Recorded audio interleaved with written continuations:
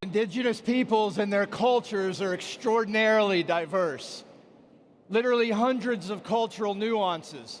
So we do not want to speak about a monolithic or a homogeneous indigenous culture or way of knowing. But one thing is for sure, indigenous knowledge systems and ways of knowing must be at the center of humanity's efforts to outmaneuver the climate crisis and nature's collapse. Thank you for making this session a part of your Change Now experience. Now, the Grand Palais is buzzing. I want to invite you into this space fully. I want you to close your eyes. I want you to take a couple of deep breaths. I want you to feel your feet on the floor. And then I want you to feel your power. And I want you to be prepared to be a little bit uncomfortable, because I want you to be open to the truth that is going to be spoken into your power. We are honored today to have two people that have been fighting for indigenous rights and for the health of the Amazon rainforest their entire life. Two people that are going to talk to us about ourselves. We need to listen and we need to embrace and integrate. I'm deeply honored to welcome Chief Tapi Yalawapiti and Namante Ninkimo to the stage.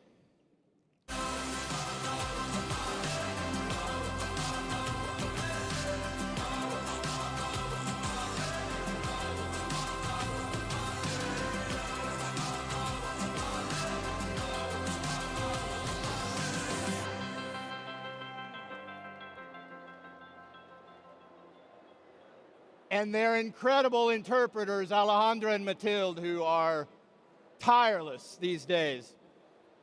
Chief Tapi Yalawapiti is the leader of 16 Upper Xingu nations in the Brazilian Amazon.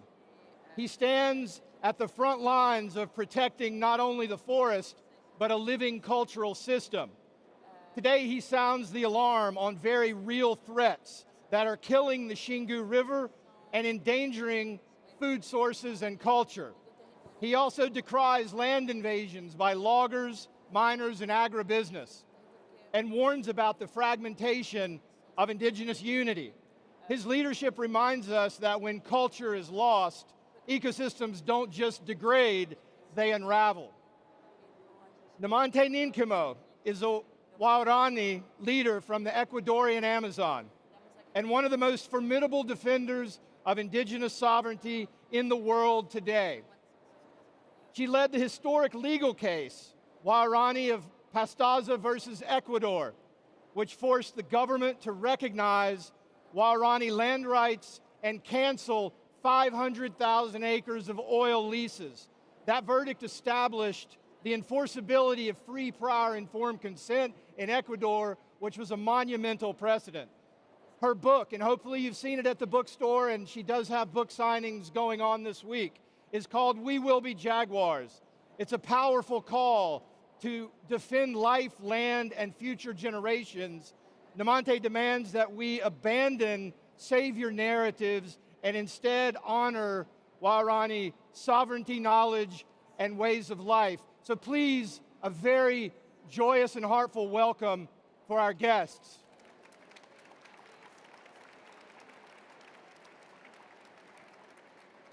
Before I get into a few questions, they are each going to make some remarks. Namante will go first. Thank you.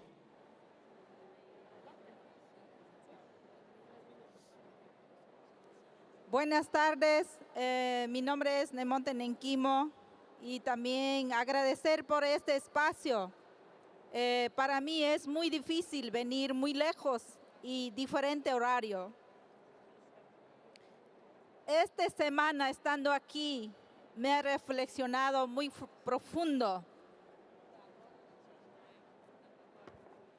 Thank you very much to everyone. She says good afternoon. She's coming from quite far, so it's difficult for her to be in a space like this, especially with how long it takes to get here for her, and also the time difference as well. But thank you very much for having her. She's had a lot of time to reflect this week on many things, so she's going to share with you all a couple of those reflections today. Y habla en letra cambio ahora. A mí me suena esa palabra muy bonito, pero realmente, ¿hasta cuándo? ¿Hasta cuándo va a haber cambio? En nuestro territorio, en nuestra selva, no existe destrucción. Nuestra selva tenemos solución. Pero en este momento dicen cambio ahora. Siguen ese espacio hablando de desarrollo. Ese sistema capitalismo amenaza nuestro territorio. Pero van a seguir debatiendo ¿hasta cuándo? ¿Hasta cuándo? Eso es mi pregunta para estar aquí como mujer, madre, líder. Nosotros por miles de años hemos estado viviendo libre, dignidad, sin enfermedad. Ahora, todo el mundo está hablando de guerra, de guerra, de guerra. Ese es el sistema de esto aquí, de ese capitalismo está afectando. Es como doble cara. La cara de la muerte y lo va a colapsar en este sistema de esta vida.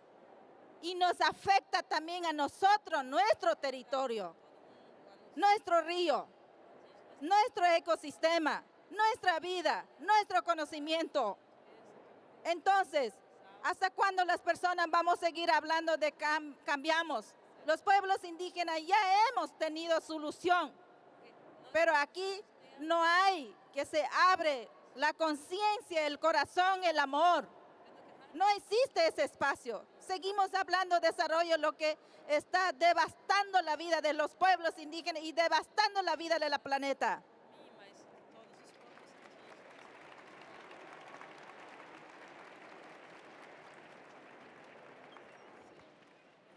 So Nemonte's been here observing more than anything this entire week in the conference, and she listens to the words, change now, and to her it sounds very nice, change now. But she looks around and she thinks, until when? Until when? Until when are we going to have destruction? Until when are we going to keep talking about change? Until when are we going to keep having these spaces to discuss? But when is it actually going to happen? She keeps saying, until when? Until when are we going to continue having these sort of spaces where the capitalist systems join together to a space to talk about solutions, when in reality it's from here that the devastation of her territory, of her land, of her people is constantly moving forward. From here, she says, we continue talking about development, whether it's sustainable development, economies, whether it's sustainable economies, but we're not talking about the solutions necessarily in the way that they're coming from the same system. It's the same systems that keep proposing the same solutions whenever indigenous people that have been surviving for thousands of years have the solutions and they're not forming part of the spaces, they're not being consulted to actually give the solutions that have maintained their people in these territories for thousands and thousands of years. So she says, until when are we going to keep meeting in these spaces? Until when? She comes here as an indigenous woman, yes, as an indigenous leader, yes, but she's also here as an indigenous mother. And she wants to understand that there are thousands of acres that have dignity. They have survived thousands of years with dignity in their territory. And this system, she says, is going to collapse. We are waging wars all over the world based on extraction that are causing our systems to collapse. And it's a double-faced coin, she says. It's a double-faced coin because on one side, this is the system that's leading the collapse of your own system. You will collapse if you continue this way, waging wars for extraction. And it's going to come knocking at her door in their territory. It's going to come knocking at the door of their territory, what is being led from here. So she says, we've sat here before, in this city before, talking about solutions, but until when? Their knowledge is at risk. Their lives are at risk. And Indigenous people have constantly proving that they have solutions. By their survival is proof that they have these solutions. So she says, open your heart, open your spaces, your consciousness, and lead from love.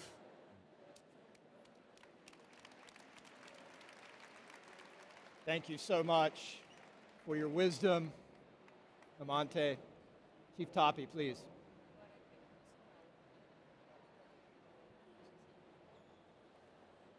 Boa tarde a todos e a todas que estão aqui presentes.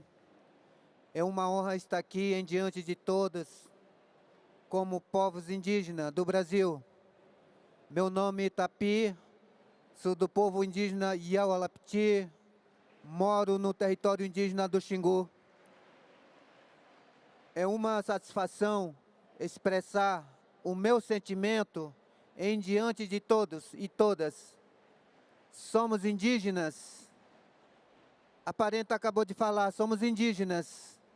Moramos na floresta, somos habitantes das florestas. Sabemos viver nas florestas.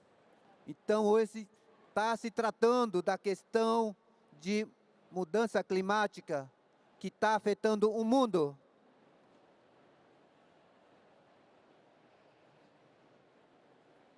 Good afternoon, everybody. I'm really honored to be here and now present and able to speak to all of you. As not only indigenous of my own people, but from all Brazil, and as also of Yawalapiti people, where I come from. I'm really glad also to be here, as my sister, Indigenous here, has said, to share how us, Indigenous, are the one who knows and always live inside the forest and know how to deal with that, how to take care and be in connection with it. É muito importante que os senhores também ouçam a voz indígenas, que realmente cuida da floresta, que sabe viver na floresta. Apesar que estamos aqui para tratar como solucionar essa questão de mudança climática que está afetando a vida de todos. Nós, indígenas, também temos a consciência científica para que a gente realmente entramos em consenso para solucionar, mitigar esse problema mudança climática.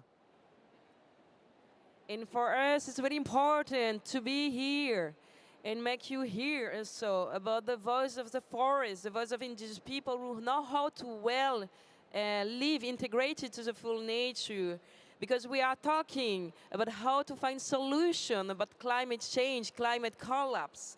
And actually we do have solution because we know how to integrate that, not only for us people, but for all of you. We have solution for everybody.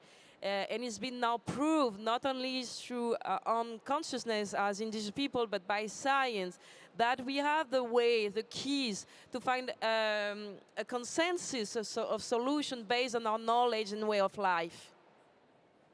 O planeta está pedindo socorro ao ser humano. Precisamos salvar a vida do planeta. Nós precisamos também interagir entre nós como humanos, para que a gente realmente determine, minimize essa questão de mudança climática. Isso está afetando toda a vida humana no planeta. Todos os seres vivos estão sendo impactados com essa mudança climática. Nós, indígenas, estamos lutando para manter a floresta com tanto sacrifício. E eu estou lutando em prol da floresta onde vivo, não somente para o meu povo. Eu também protejo essa floresta para vocês, os senhores que estão aqui. Precisamos garantir espaço, um mundo para as crianças viverem na floresta e viver no planeta. And as we can all hear now, Planet Earth is calling us. She's asking us to wake up and to save her, save the life on hers.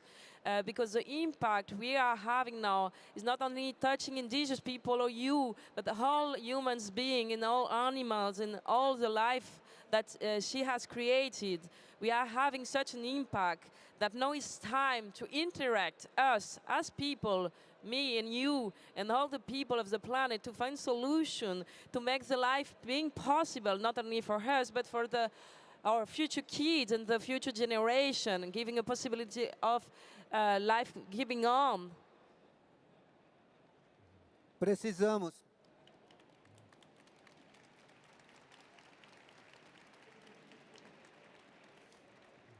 Precisamos sim educar as crianças. Precisamos educar os nossos filhos. Precisamos educar nossos netos para que eles pensem uma estratégia boa para salvar a vida do planeta. Para que essas crianças corrijam o que os pais cometeram, o que os pais destruíram na riqueza do planeta. Vamos plantar novas sementes e vamos colher a fruta da nossa luta em prol de toda a criança. E vamos garantir a vida bela e o espaço para as crianças viverem no planeta. Muito obrigado.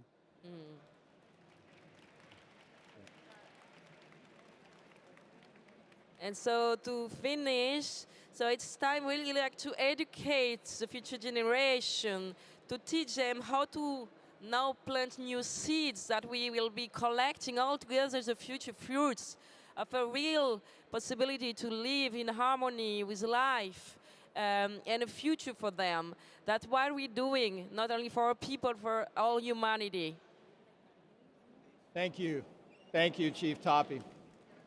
Namante, I want to come back to you and to continue talking about capitalism. We know that we cannot solve the master's problems with the master's tools. Capitalism is largely responsible for the climate crisis and nature's collapse. Can it be part of the solution?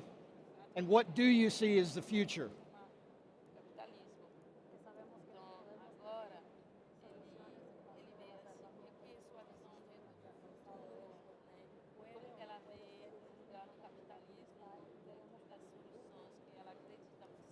Yo le voy a hacer pregunta a ustedes. Hace 11 años, en esa ciudad, París, hicieron tratado para hacer como desarrollo, soluciones. Yo le voy a preguntar, ¿ese sistema capitalismo lograron solucionar? ¿Tienen respuesta? Yo le hago esa pregunta a ustedes, aquí. Esa herramienta hemos nosotros ganado con ese sistema, pero la amenaza está llegando hasta hoy en día en nuestro territorio. Más bien les pregunto, ¿qué es lo que está pasando ahora en el país que está en guerra, está colapsando ese sistema de capitalismo? ¿Y hasta cuándo vamos a seguir reuniendo? ¿Hasta cuándo vamos a estar firmando ese contrato? Yo creo que no han escuchado. Yo creo que no han conciencia, han abierto, ni el corazón han puesto. Solo están como corriendo en veloz de consumir, de invertir lo que está destruyendo en nuestra vida, nuestra casa, para todos los seres humanos. Pero los pueblos indígenas tenemos solución y hemos pensado para futuras generaciones. Ya tenemos la respuesta. Y aquí ahora veo, no tienen la respuesta. Y ese acuerdo está colapsando en este momento, aquí. ¿Y hasta cuándo vamos a seguir hablando? Esa es mi pregunta. Eso yo quiero llevar. La respuesta de aquí a mi pueblo. Pero mis ancestros me han dicho, nosotros tenemos la respuesta. Nosotros tenemos que unir con ustedes. Trabajar con ustedes. Construir buen planeta con ustedes para el futuro. Eso es mi respuesta.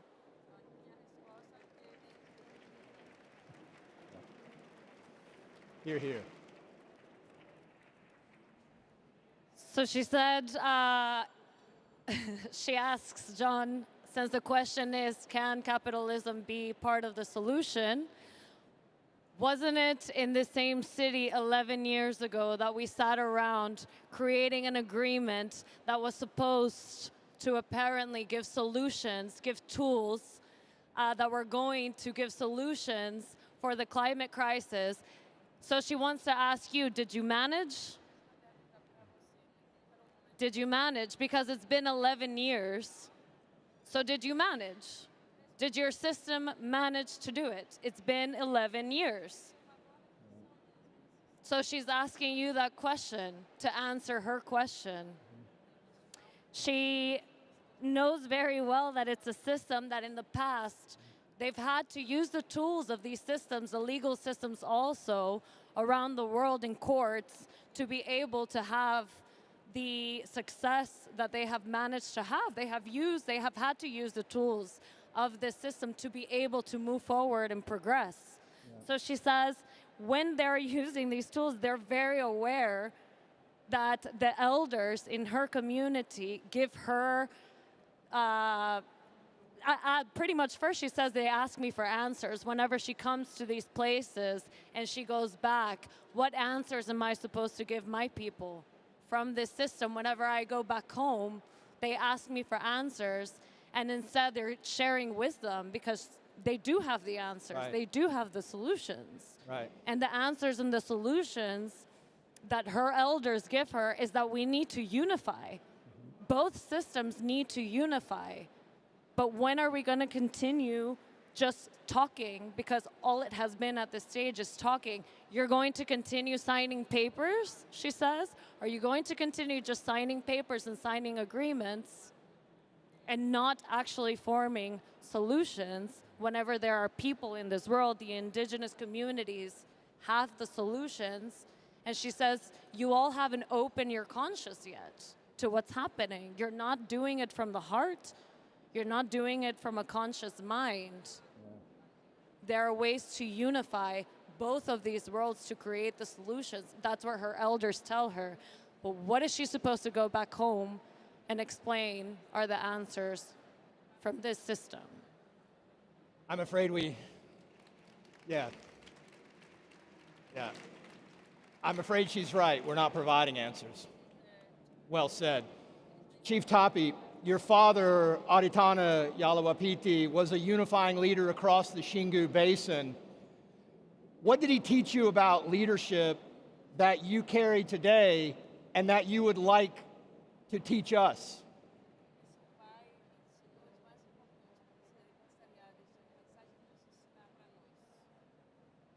Bom, o meu pai, a Aritana, e ele me ensinou, me preparou a ser uma liderança do povo. E ele me passou muitas informações boas. Primeiramente, para proceder à luta que ele vem fazendo há muitos anos na proteção territorial. E ele já olhava um risco e um dia a floresta acabar e a nossa cultura também ia junto com a floresta. Meu pai sempre falava, continue protegendo a floresta para que a cultura do povo continue viva, para que a vida do povo tenha essa boa qualidade. Nós, indígenas, somos filho e a família da natureza. E assim meu pai falava, não abra mão e segure esse território para que futuras gerações continuem praticando a cultura milenar dos ancestrais.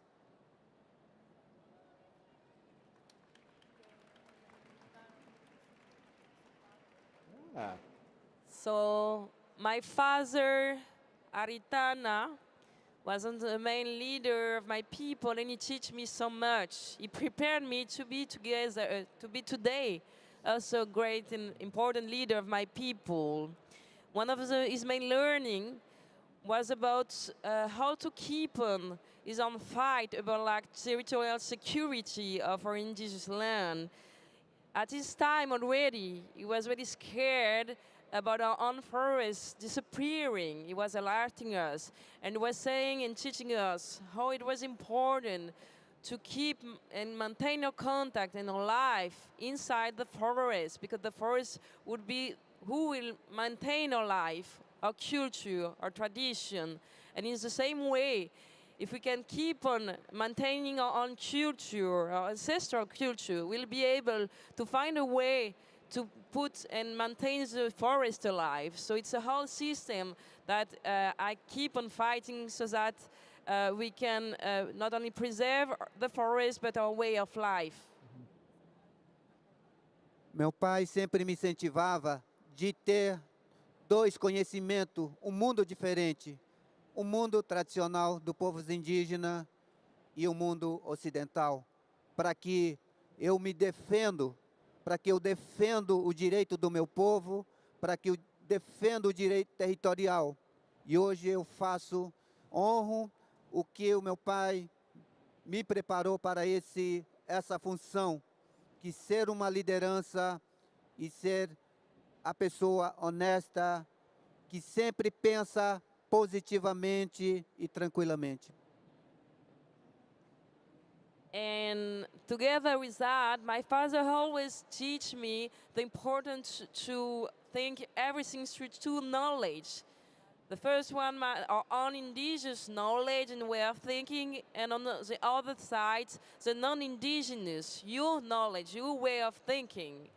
And I'm really honored today to deal with this both system, because it allows me to defend the rights of my own people in territories, to understand what is going on in all these aspects. And I'm really proud now and honored to keep this legacy, to do it alive in all transparency, also with positivity, such as this always taught us. Thank you. Thank you.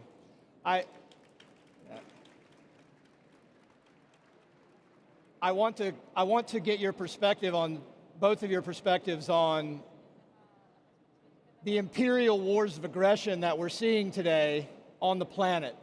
And if you wouldn't mind giving us your perspective on imperial-rooted violence and how that is going to show itself in your territories in the Amazon.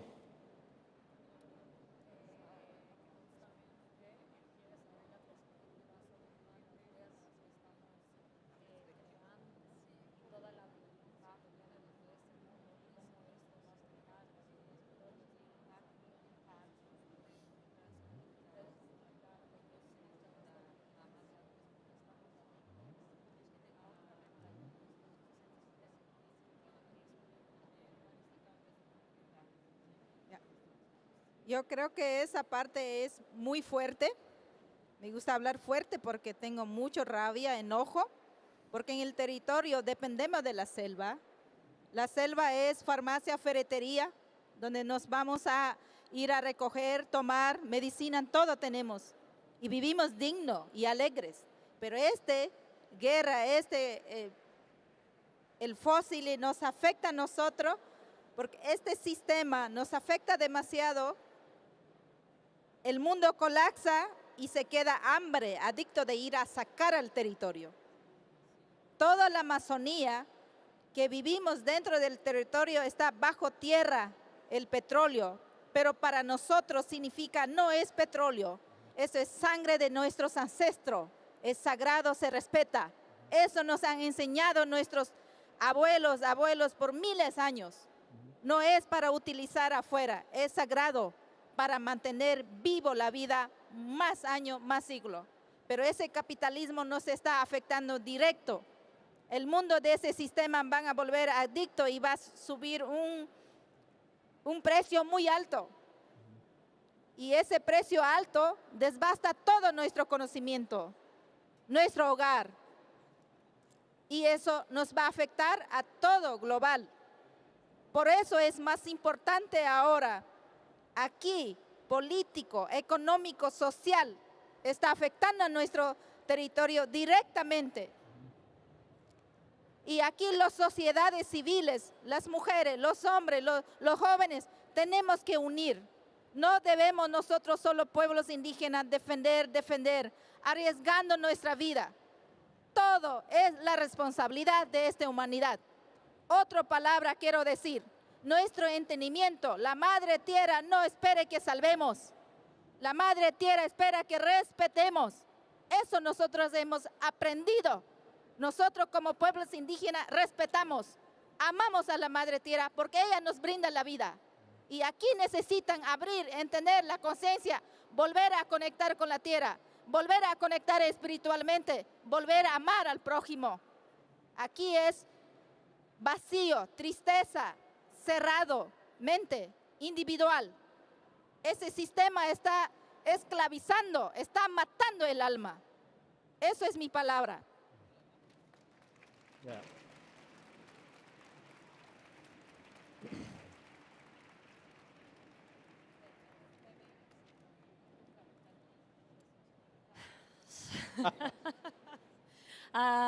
Yeah, the imperialist system is based in violence and it's waging war all over the world.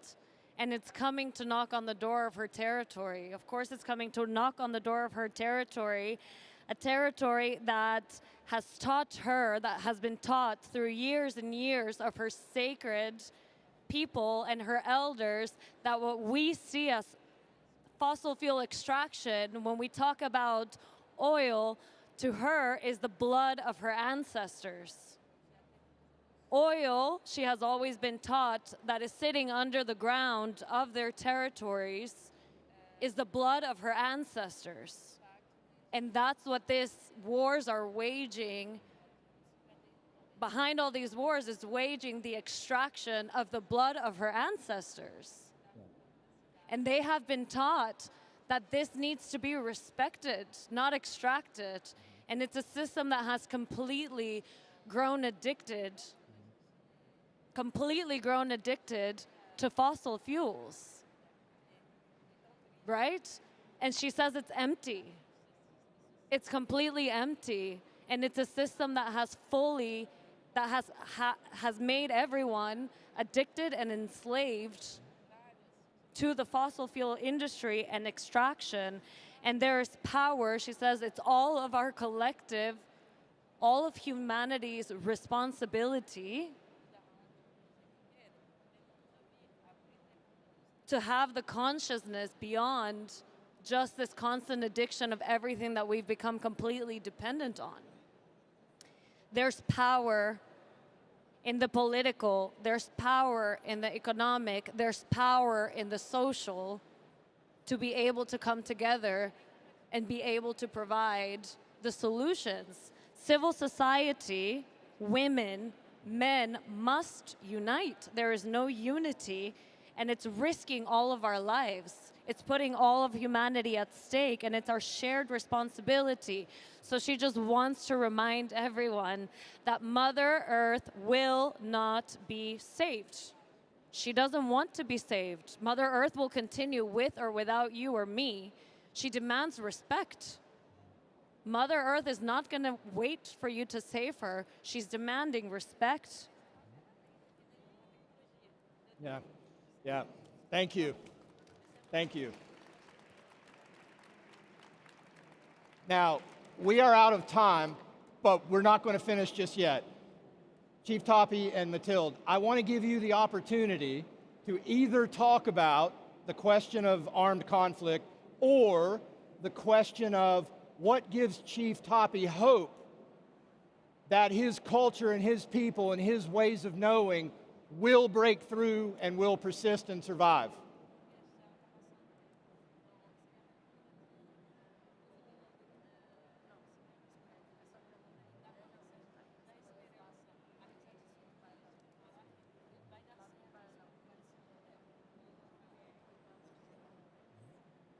Bom, a minha perspectiva, a relação à pergunta que quero dizer aqui, a relação que tem a essa esperança do futuro do planeta é que cada um de nós façam a sua dedicação, a relação de mitigar essa questão do planeta. A relação, a pergunta sobre capitalismo, para nós, Parenta. Uma parte que vem beneficiar a defesa do território, uma parte vem destruir a nossa floresta. Refiro do capitalismo. Através do recurso, estamos protegendo o nosso território, estamos monitorando o nosso território, mas uma parte vem destruindo a nossa realidade de organização social, destruindo lugares sagrados dentro do meu território. Isso é o ponto negativo de capitalismo. E o ponto positivo do capitalismo que realmente vem apoiar a nossa luta de preservar o meio ambiente. And so to complete the answer of my sister and give like a message of hope about the future of the planet, what I see is that capitalism is a system, but we have tools such as the place of each one to make its part in its mission, but like what is meaningful and that can change what is going on the planet. And also like money in itself is a tool that can really support things and changes. So as for us, money, resources are now important to support us in securing our territories and improving the reforestation and all our projects and programs. But at the same time, we saw that when it's not well done, it can impact, having huge influence on social organization or traditional and sacred culture. So we need to teach and learn how to rethink our relation to that. Okay. Thank you. That's how Thank you very much. I want to thank everyone on stage for a fantastic discussion. I want to thank you for being here. Thanks to ChangeNOW for letting us go long. And if you take anything away from this, please walk away not just having learned, but how are we going to deal? How are we going to act? What are we going to do to ensure that we can bridge our ways of knowing with the ecosystem guardians of our planet? Thank you very much. Good afternoon, everyone. My name is Fatou Jeng, founder of Clean Earth Gambia, and I'll be moderating the session today. Our session, War, Climate, and Power, Decolonizing Crisis. On 28th of February, 2026, a school in Minab, in Iran, was struck by a military attack from the United States and Israel. This attack killed 165 schoolgirls. I repeat, 165 girls gone. These are girls and children, I assume, had dreams of becoming world leaders, of becoming presidents, scientists, innovators, but their lives were cut short. These are casualties of a system that had already designed that their lives were worth losing. Now, let me be clear about what our session here means. War, climate, and power, decolonizing crisis. It does not mean we're here to talk about these things as two separate things. Because war and climate are indeed not separate. We're here to talk about the single system that had designed both. And this system is built on centuries of colonial logic. That this system had decided already what lives are worth destroying and what lives are worth preserving. This system had designed what lands are worth extracting and what lands are worth preserving. Now let me just share with you some numbers about this system. In Gaza alone, to be specific, the climate cost of the genocide by Israel in Gaza, 33.2 million tons of CO2 has been emitted. And this is actually more than the entire annual emission of Jordan, according to One Earth Journal. And the carbon cost of rebuilding Gaza will actually exceed the entire emission of 135 countries. And this is by Dr. Benjamin from the Queen Mary University. And in Sudan alone, over 21.2 million people are facing acute food insecurity, according to Al Jazeera. And in DRC, over 8.2 million people are already displaced, according to the UNHCR. So now, I share with you something that is very interesting. It's not about numbers, it's not about statistics, but about our system. Military emissions is actually unaccounted for in the Paris Agreement. And war is right now one of the largest contributors to the climate crisis. So now let's stick with these numbers, and I will actually introduce our fourth speaker here today, who is our keynote speaker. She is someone that had not just actually studied these crises from a safe distance. She has lived them in Somalia, across the continent, across the world. She brings the experience of someone who has sat with women whose sons were taken across communities, whose lands were stolen, and whose lives and ecosystems actually destroyed. Please join me in welcoming Ilwan, who is the founder and Chief Operating Officer of the Elman Peace and Human Rights Center. Ilwan, please join us.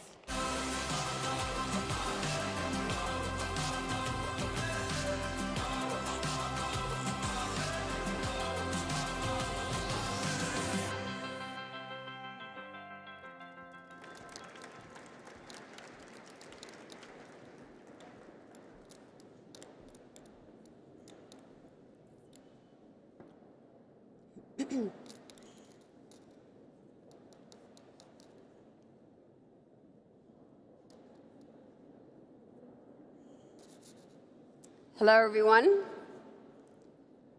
It is a pleasure to be here with you today.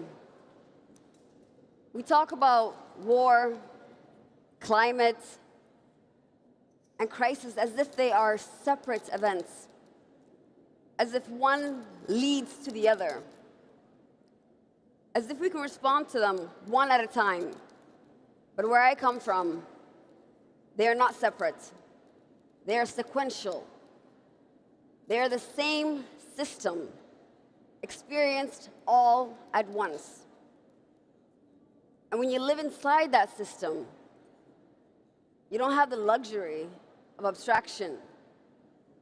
You don't debate whether something is climate or conflict or economic instability. You feel it all the same. You feel it as pressure. Pressure on land, pressure on water, pressure on movements, pressure on people. And that pressure doesn't stay contained. Today we see this globally. War is no longer only territorial. It is economic, it is ecological, it's infrastructure.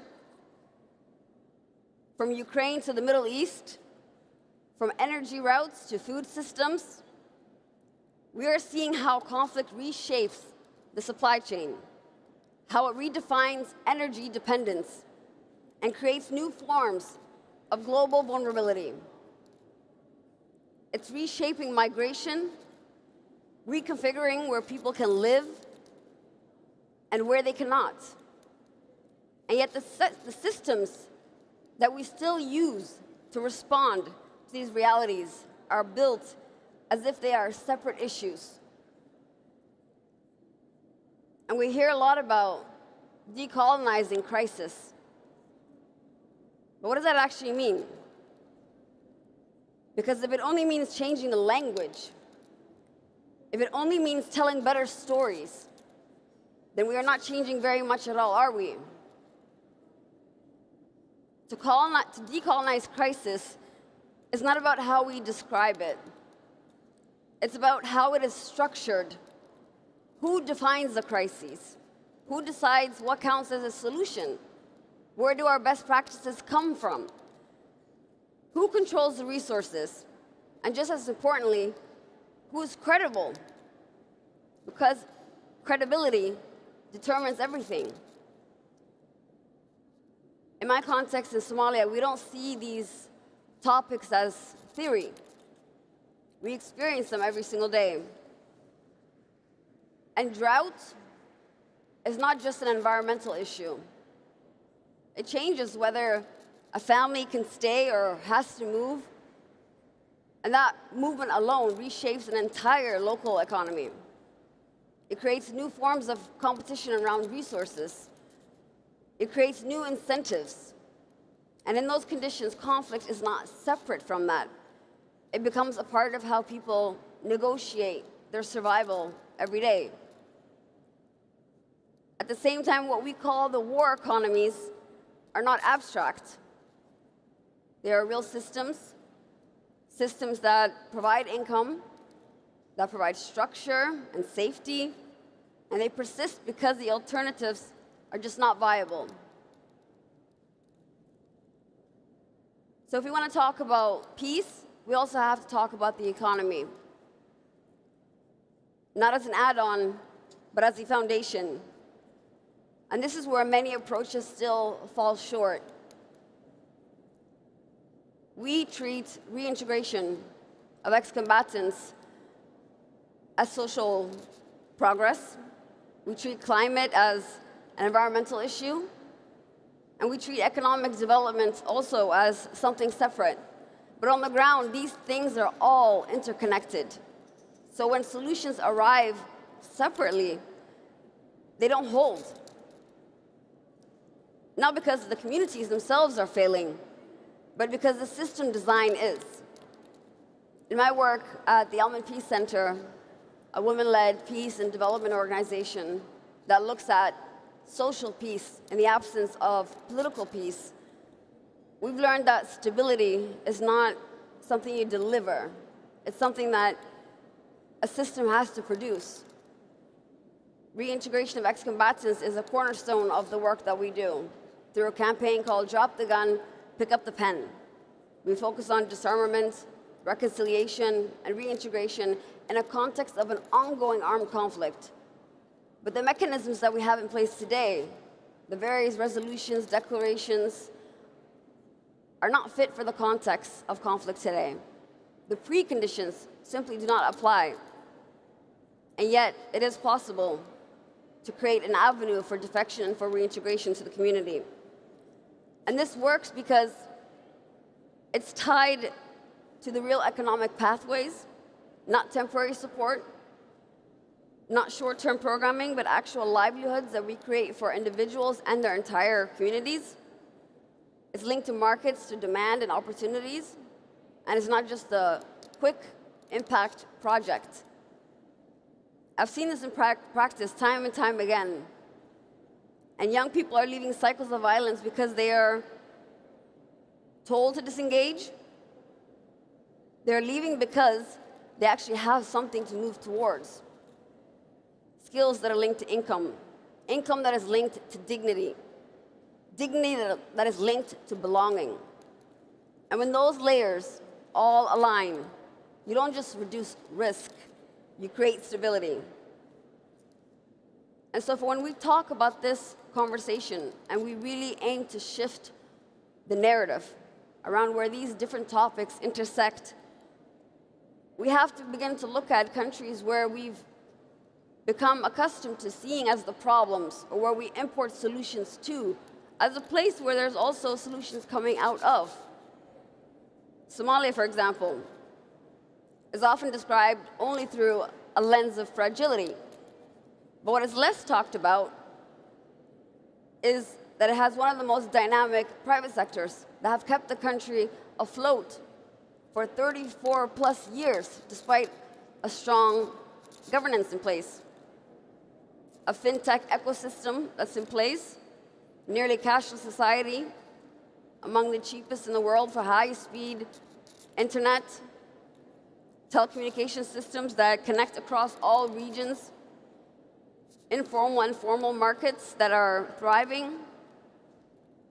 In many ways, the private sector has been the lifeline of the nation, but it wasn't designed that way. It was because it adapted. It was a survival strategy. So when we talk about emerging markets, Somalia still is not in the discussion around emerging markets.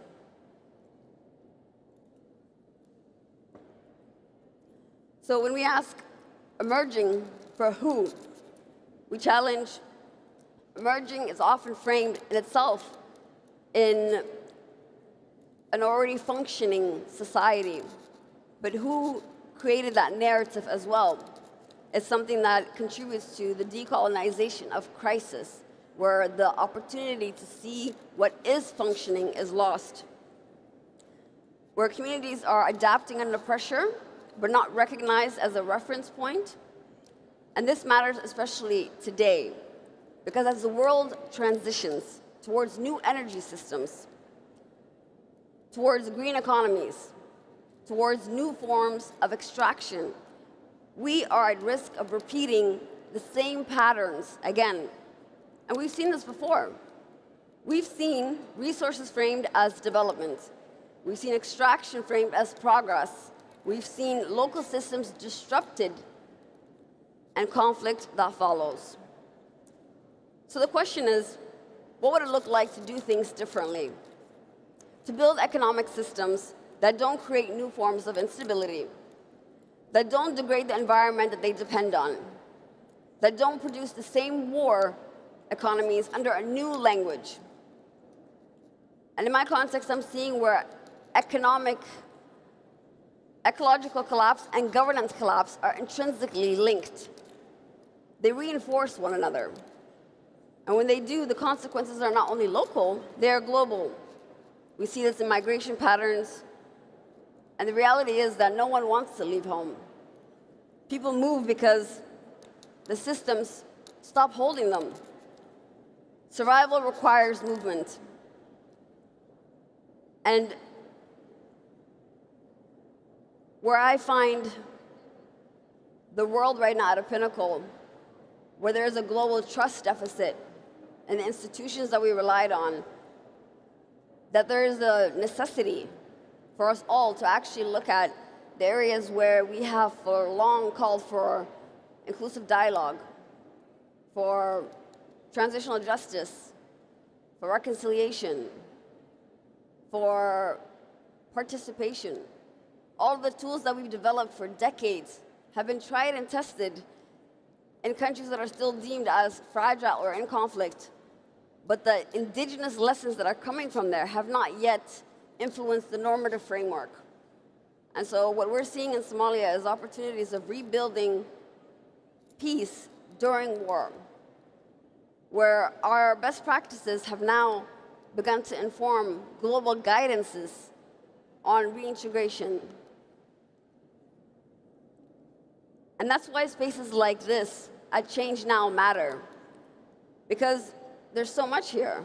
There's innovation, there's resources, there's practitioners. And in this discussion today, we have the opportunity to pivot how we look at where solutions are exported to and where they are coming from. And so this means very practically partnerships, not as a concept, but as a redistribution of design and decision making between organizations like mine and yours,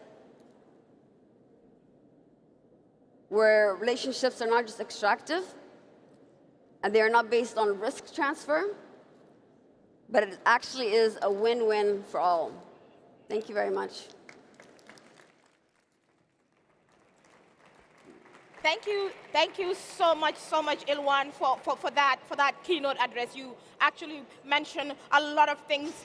You've talked about the issue of drought and how it causes displacement. You've talked about the issue of the climate crisis and also the new energy transition system and also how it's causing so much damage. And obviously, the amazing campaign you're doing with the drop the weapon and pick the pen, among so many other things. So thank you so much, Ilwan, for that keynote. And she's actually also elaborated a lot more on how or who controls resources nowadays, who controls land, and even who controls people. She briefly touched about the issue of multilateralism, but we're seeing how the multilateral system is no longer using soft power. We are leaving the system that we've always known, diplomacy, dialogue, and peace, and we're now moving a lot more towards hard power, where countries are using violence, they're using force, and they're using military equipment to really intimidate people, and that is not really the way forward. So as we move on into the discussion, I would definitely love to hear from the audience, and that is why when we have the panel, I'll open the floor for a few questions from the audience. So in all of this and everything that we've had already from Ilwan, these are not separate crises. In Gaza, in the DRC, in Ukraine, Somalia, etc. These are one system expressing itself differently across different geographies, but they are all rooted in the same logic.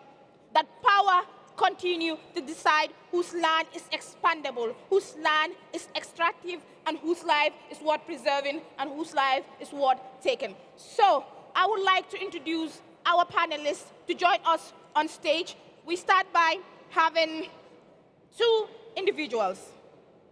A scientist in Bethlehem who studies biodiversity under military occupation, and a Palestinian researcher who transformed the rubble of destruction into acts of cultural memory.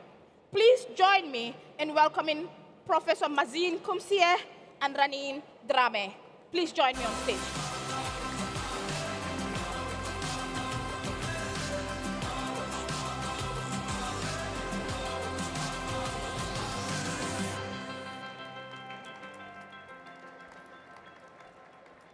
Thank you so much, Prof. And thank you so much, Ranim, for joining us today.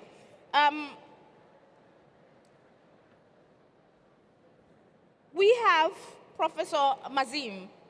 He is the founder and volunteer director at the Palestine Institute for Biodiversity and Sustainability at the Bethlehem University. Prof, you have also been an author of 250 scientific papers and over 30 book chapters spanning biodiversity, genetics, human rights, and popular resistance. In 2025, you were also a Nobel Peace Prize nominee for the work that you do. And Ranim, you are a Palestinian researcher. You are a cultural practitioner. You are an entrepreneur. You are also founder of Citrin Piers, a sustainability initiative that is transforming construction waste and geographical materials into design objects that carry environmental, material history, and cultural heritage. I will start with you, Prof. You have spent decades doing environmental science in Palestine while living under occupation. You study butterfly biodiversity, the living systems of a land that is being systematically destroyed.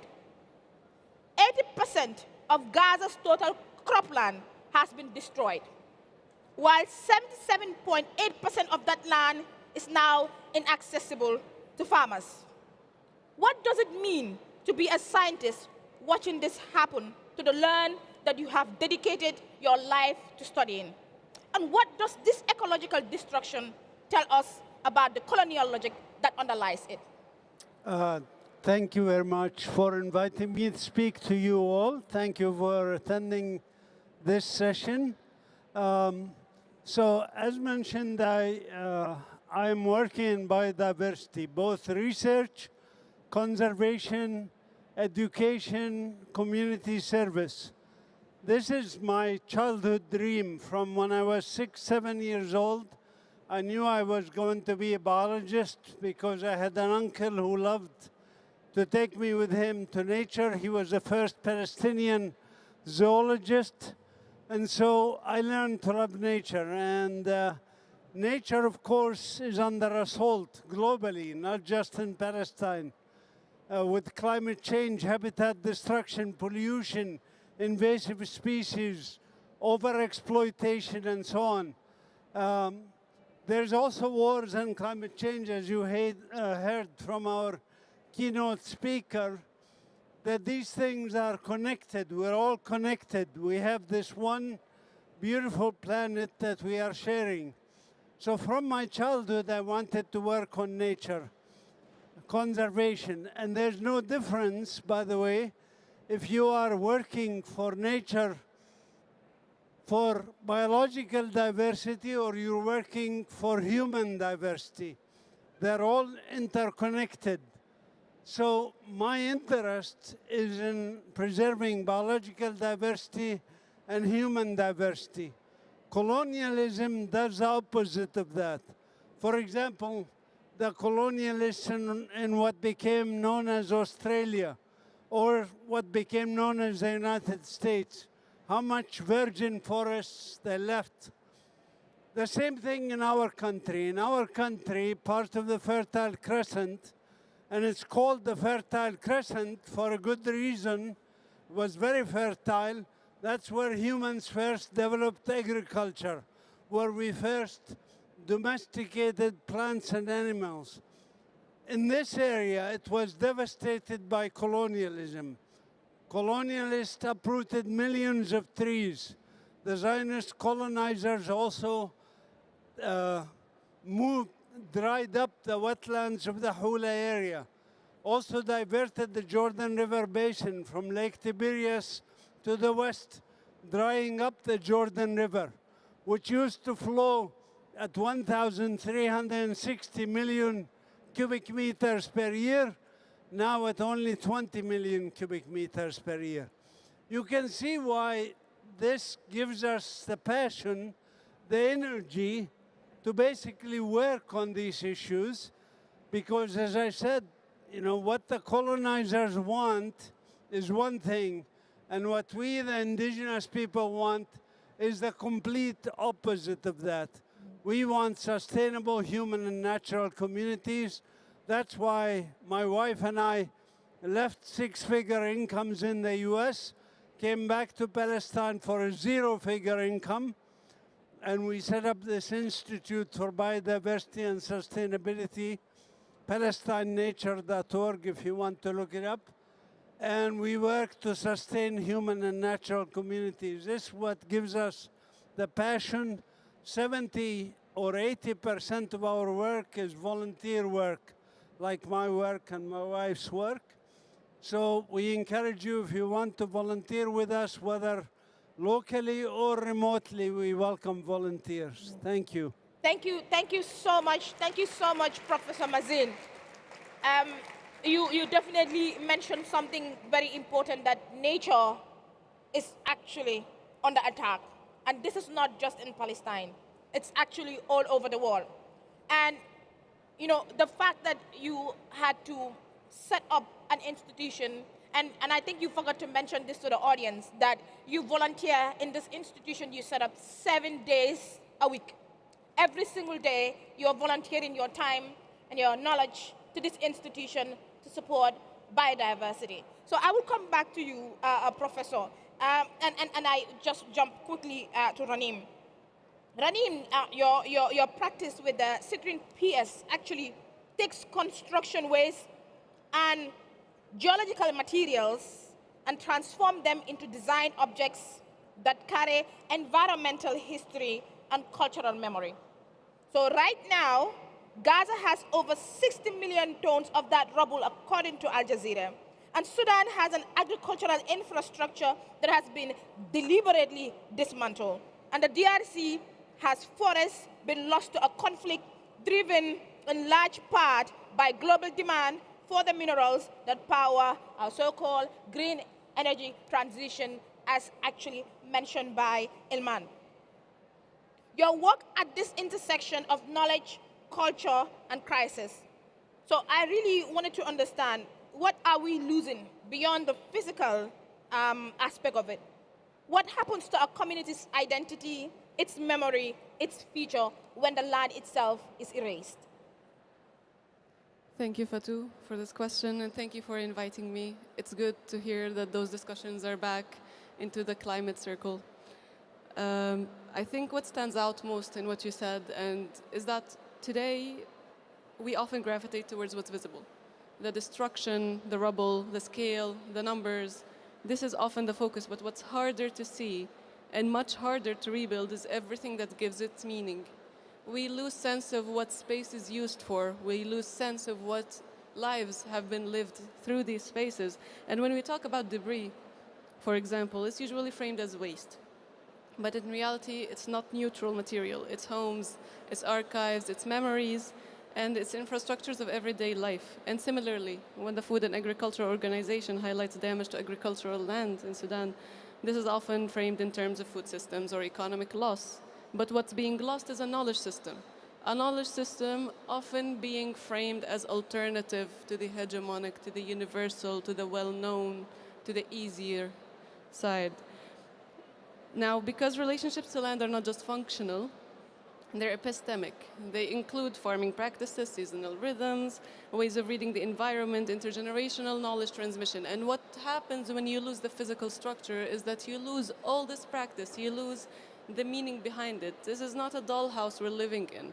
These places have been built based on these practices and these lives and these identities. And very often, these forms of knowledge are treated as informal, traditional, or in contrast to the dominant universalized frameworks of knowledge that we just mentioned, which means they're already undervalued, if not actively discarded, before destruction even happens. Now, beyond that, land is also lived daily. It's how people gather, how people move, and so place is not passive, it actively forms identity. And when that space is altered or erased, identity doesn't just adapt, it's disrupted and reshaped under pressure. When you look across different contexts, this isn't incidental, it's patterned, and the disruption of land is often a disruption, again, of continuity. Now, this is where we can begin to understand that this is not just as destruction, but a form of structural violence, where harm is not just immediate or taken in momentum. This is actually when harm is being embedded in systems that actually erode relationships, knowledge, and agency. Which raises a critical question for a hot topic today, reconstruction. Because if rebuilding only focuses on the physical infrastructure without restoring these relationships to land and knowledge, then we risk reproducing the same hierarchies that marginalize these systems in the first place. So what's at stake is not just what is rebuilt, but whether the knowledge and relationships tied to land are recognized as central to this process. Thank you so much. Thank you so much, Ranim. You really touch on a span of different issues, and you shared that mostly we see debris as waste, but it goes beyond that. It's about archives, it's about lives, and it's about knowledge, and knowledge systems that are actually lost along the way. And the disruption of land is in itself the disruption of continuity. So this is something that is really crucial that you have mentioned. And I will go back to you, Prof. Prof, you were nominated for the Nobel Peace Prize in 2025, in part as a recognition that science itself can be an act of resistance. You have kept documenting, you have kept naming, you have kept counting, even as the destructions actually accelerate. And the international response has been, to put it plainly, inadequate. We all know that, right? What sustained that commitment that you have actually had over the years? And what do you want this room, a Change Now, to understand what accountability actually requires? Thank you very much. This is a very important question. I think the audience here already are doing great things in their own sphere of things.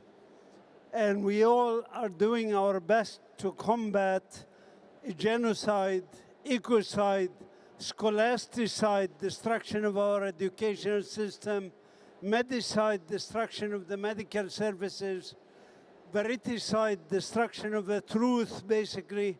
We're all doing our best collectively to challenge these things. Now, what sustains us in doing this? One is we know that it's an existential struggle.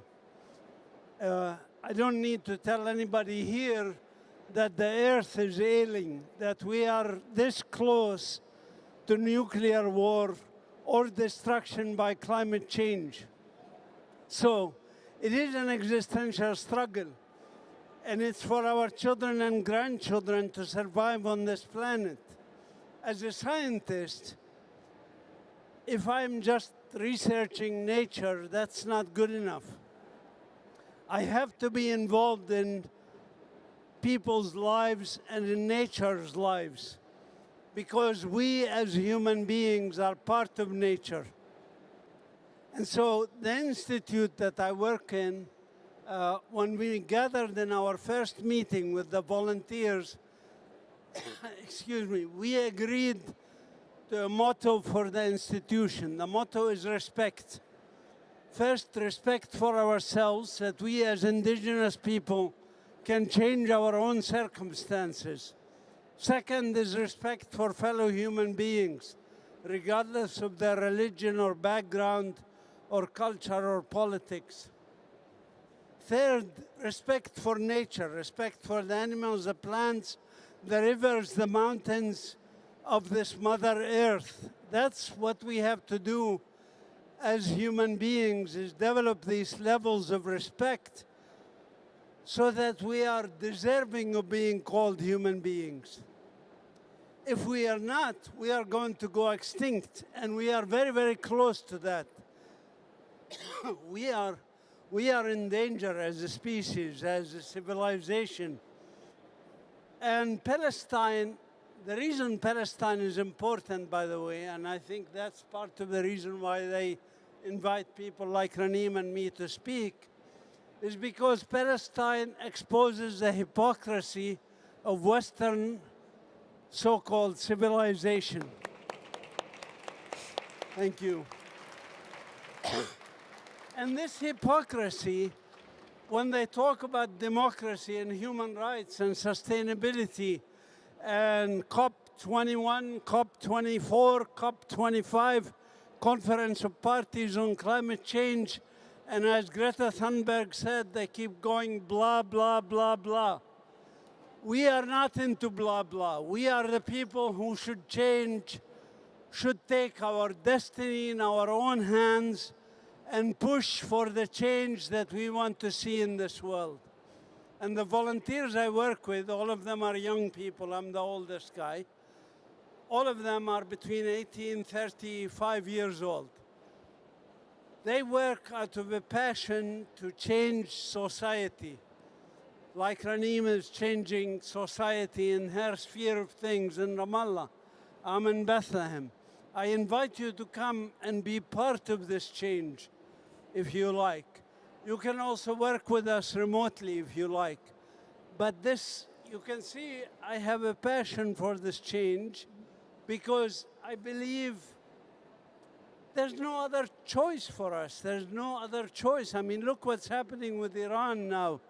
And this is not a winnable war when you have nutcases like Trump and Netanyahu leading us to a global war where there's no winners.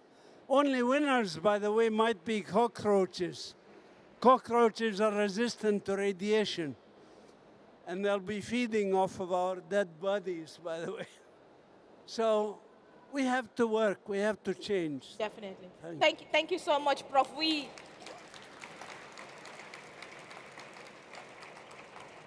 Indeed, we really have to work, and we definitely have to change. And the pillars that you mentioned about your work, that respect for self is quite important in indigenous knowledge, and respect for other humans. And I think that is something that's crucial, because we are losing the respect for other humans, and we are losing the respect for nature. And the fact that you are working on these three principles or pillars is something that is crucial, and is something that we really need to discuss more and have more people work on this. And now I come to you, Raneem. Your academic work examines governance and knowledge production. Who gets to produce knowledge in one language? For whose institutions? And for which or what authority? In Gaza, in Sudan, in DRC, we're watching the systematic destruction of not just people, but also land, of universities, of archives, of research centers. And these are all entire infrastructure of knowledge. What are the long-term consequences for the communities who lose not just their present, but also the record of their past? See, building on this discussion, it's also where the question of knowledge becomes critical, because what we've been describing in relation to land is part of a much broader pattern.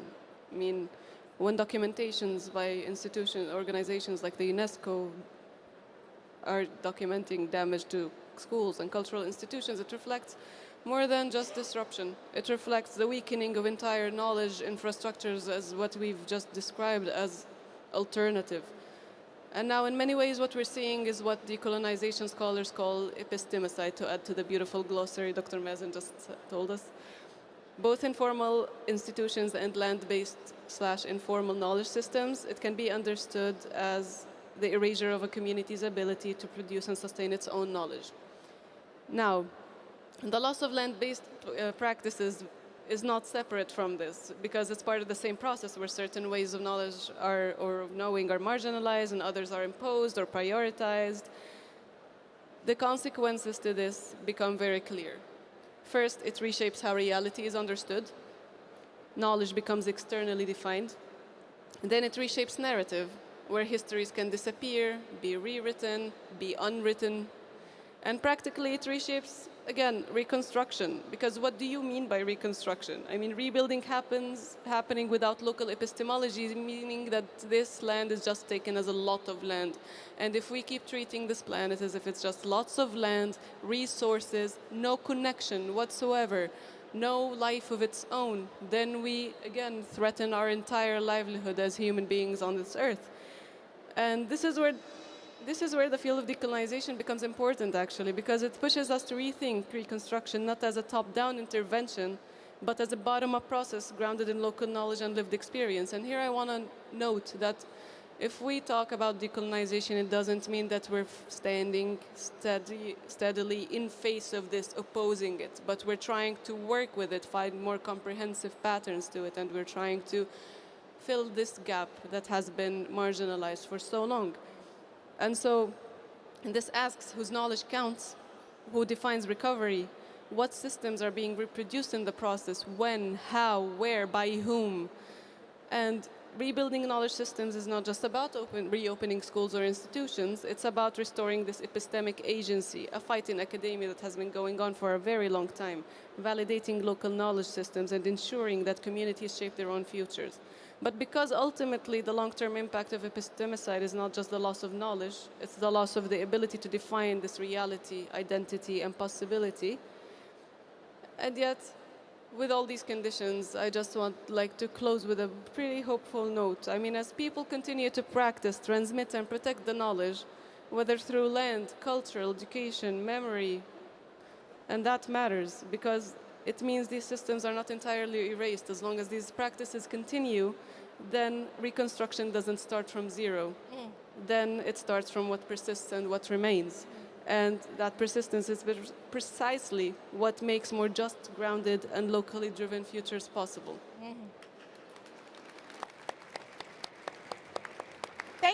Thank you, Raneem. I mean, what we're hearing from this panel is that the system we are describing currently operates on different levels. It destroys lands, it destroys people, it destroys our infrastructure. And we are seeing these systems, being destroyed in real life. And I think it's really important that we continue to actually name these systems that are actually causing all these havocs and destructions that are happening. So I really wanted to hear from our audience, and quickly we'll just ask if anyone has any questions or have anything to share. You can just raise your hand and we'll bring the mic to you. Does anyone have anything to share or questions for our speakers?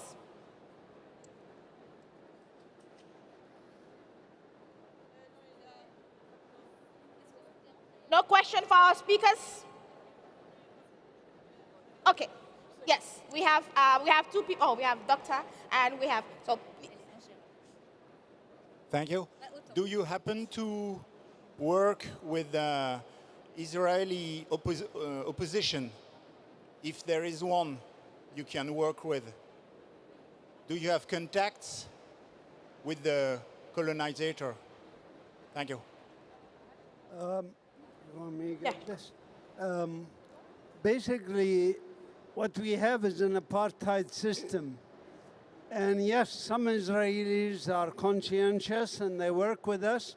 I was arrested over 12 times for doing civil disobedience. And half the times I was arrested with Israeli Jews who were standing with me in front of a 2,000-year-old olive tree that's about to be uprooted, or houses that are about to be destroyed. We believe in joint struggle. We don't, like with South Africa under apartheid, we don't normalize, but we welcome joint struggle. We welcome Israeli Jews who are willing to shed their racism, shed the Zionist ideas, and join us in the struggle for freedom, for human rights. And as I said, I even had in our institute one Israeli Jew who volunteered with us for 2 years, living with us, working in our garden. So we welcome those kinds of joint struggles. We don't welcome, of course, any kind of normalization activities because, for example, I don't publish with Israeli scientists because their universities are built on stolen Palestinian land and stolen heritage and culture. So we have to be careful about what we do and how we do it, but we welcome joint struggle. One thing I forgot to mention, by the way, if anybody is interested, I wrote a book on popular resistance in Palestine, A History of Hope and Empowerment, in which I talk also about this kind of things. It's available in many languages. The French version of it is available here, and I'll have a book signing at 2:30 if anybody wants to buy it. Thank you so much, Prof. Okay, so I will take just one more question. Okay, can we bring the mic? Yeah, Chief, I want to ask you some few questions. Do you think that the world is in the position to solve these challenges?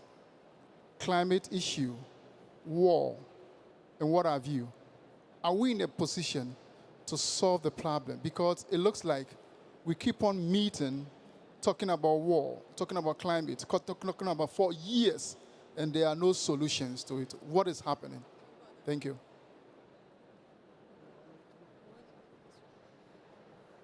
Actually, it's a very important question, and it's exactly why we're here today. I believe each and every one of us has the power to actually do that change, and it just means that we need to open our eyes to what's beyond what we see in face of us. What we're trying to do is that we're trying to point each and every one of us into the direction where they can implement direct action onto the areas where they can actually do that. And it takes one small action collectively to move in one direction, but rather than be distorted and rather than being manipulated and confused by these political agendas, we just need to put one goal in front of us, and that is protecting this planet and making sure that humanity lives in peace and lives in dignity, in liberation of being who they truly need to be, rather than being fit to a certain model or frame. And so yes, we can actually, and we will, and it's on its way since we're talking about it here. Yeah, thank you, thank you so much. I think what we have really, from my end, what I've really learned from this panel discussion is that, we have a simple truth that we cannot talk about climate without talking about war. We can't talk about war without talking about colonialism. And we cannot talk about colonialism without talking about who controls the story. And for us to be able to solve the problem we are facing, we need to name that system fully, unapologetically, and demand transparency. And I think if we do that, then we can be able to see how we can solve all these issues that are actually connected. So thank you so much, Prof, for joining us. Thank you so much, Ranim, for joining us in this discussion. And we have our final speaker for today. We thank you so much. Please give them a round of applause for the amazing work that they're doing in Palestine.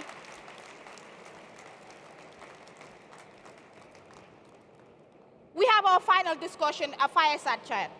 We have Malcolm Ferdinand, who is an environmental engineer from the University College of London and a doctor in political philosophy from the University of Paris.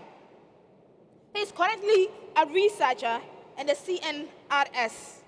And at the crossroad of political philosophy, post-colonial theory, and political ecology, his research focuses on the Black Atlantic and particularly the Caribbean region.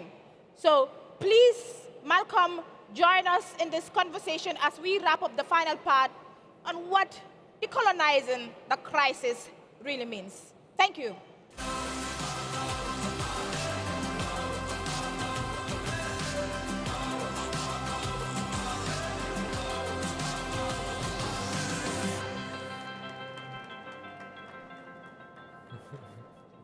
Thank you so much, Malcolm. I saw you were actually obviously listening to the conversation, both the keynote and also the panel discussion. And obviously you work on a really interesting intersection, how we really decolonize crisis. And we had an interesting conversation before our panel discussion, and you were telling me about your research and also some of the languages that you even speak. So, but you know, Malcolm, you really work, your work on ecology, the colonial, actually argues that the way modern industrial societies relate to the natural world is inseparable from the colonial project. That ecological destruction and colonial domination are two expressions of the same logic. When you look at the data we have been sitting on with today, we have 230 million tons of CO2 from 3 years of war in Ukraine, and also over 33 million in Gaza, among others. Do you recognize the colonial logic you have been writing about in these crises? Are these environmental crises, or are they colonial crises wearing an environmental hat? They're both. They're both. In fact, part of my work includes challenging the way we think about ecological issues. And one of the misconceptions we had is thinking that preserving the environment was just about environment. And the former fellows in the panel already emphasized that fact. What happens to the environment is a reflection of the injustices, the inequalities of capitalism, and of course, the colonial logic that is at the heart of these wars. But on the other hand, wars should be stopped by them, like in itself. But of course, as you pointed out, the environmental costs, the CO2 emissions, are additional reasons to stop them. And this connection between ecological issues and colonialism, or what some people call coloniality, that means the continuation of a colonial logic beyond the formal end of colonization, means that we cannot think of both climate issue, climate justice, and the wars without decolonizing the way we address them, the institutions that encourages them. And finally, if I may, I think we need to call out the hypocrisy, as was both abroad but also at home. I come from a colonized island called Martinique. I grew up there, my parents lived there, my friends lived there.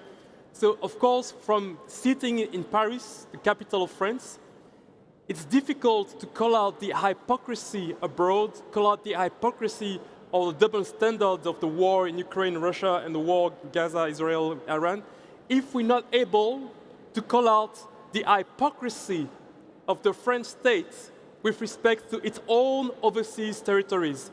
I'm thinking about Martinique, I'm thinking about Kanaki, I'm thinking about Mayotte, I'm thinking about La Réunion, I'm thinking about Guyana, and I think this is why decolonizing a crisis means that we give ourselves a chance to envision a different world, a different way of inhabiting the earth. Definitely. I mean, thank you so much, Malcolm. As you mentioned, we really need to call out the hypocrisy of the colonizers, and we really we need to do it more often, because obviously we're sitting in Paris, we're sitting in France, and we're sitting in a country where they have contributed as well to some of the colonial injustices that are actually happening, and also some of the environmental injustices that are actually happening. And we really need, or we can't talk about the climate issue without obviously talking about decolonizing, especially with the institutions that actually perpetuate them, as you mentioned. So I will move on to my second question, right? So we are at ChangeNOW, obviously, a conference that is built around the green transition, the climate solutions, and also building a better future. But the DRC conflict is being driven in significant part by the global demand for cobalt and coltan. These are the minerals that power the batteries and the electric vehicles of the very transition being celebrated here. You write about colonial habitation, reproducing itself even under new vocabulary. What is the risk that the green transition becomes another form of colonial habitation, and what will it concretely require to prevent it? We always say now, you know, green is the new brown because of the extractions that are actually happening in this industry. So really want to understand your thoughts. So what I call colonial inhabitation is a different way of thinking about colonization. Colonization is not just conquering people, conquering lands. It's also imposing on a territory or on the whole earth a way of inhabiting the earth. And I call this colonial inhabitation because it hides the violence. It hides the violence of production. So people have been able, or the Europeans have been able to conquer the Americas, power their factories with enslaved people from Africa and elsewhere, while hiding the violence. Mm-hmm. And this so-called green transition, which is built on the back of a dehumanization of black and brown people in the DRC, but also elsewhere. Mm-hmm. France is built on its energy structure. It's built on nuclear energy. Before, how did France got this uranium? How did France got its nuclear power? It's by bombing the south of Algeria, bombing Polynesia. And so, people, when I think of ecological issues, you think of how did we create the idea of preserving the environment? In the 19th century, people, especially in the west of the US, invented a way of preserving the environment that would not change the current social relation, would not change the current power structure. And of course, some people want a green transition without changing capitalism, without changing patriarchy, without changing the colonial logic. So of course, then you can come up with a policy that says, oh, we're going to have more batteries, and we don't care about the people that suffer from the extraction of these batteries. So that's what we need to change. Yes, indeed. That's definitely what needs to change.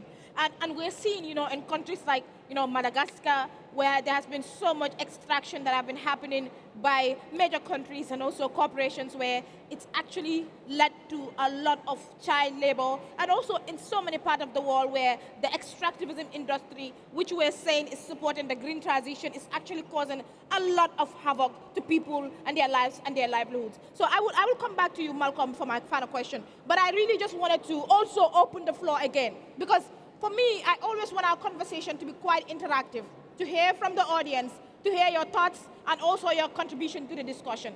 So do you have any question for Malcolm, Ferdinand? There's one at the back. Yes, Mike? In green. Or two of them, but just one. Yeah. Okay, thank you so much. My name is Anas Abubakar. My question to you goes like this. It is important, of course, discussion the issue of colonialism and coloniality, as well as decolonization. Now, these are like some buzzwords that are becoming common, that people start to think of for us to be free from the problem in the past, because it's history.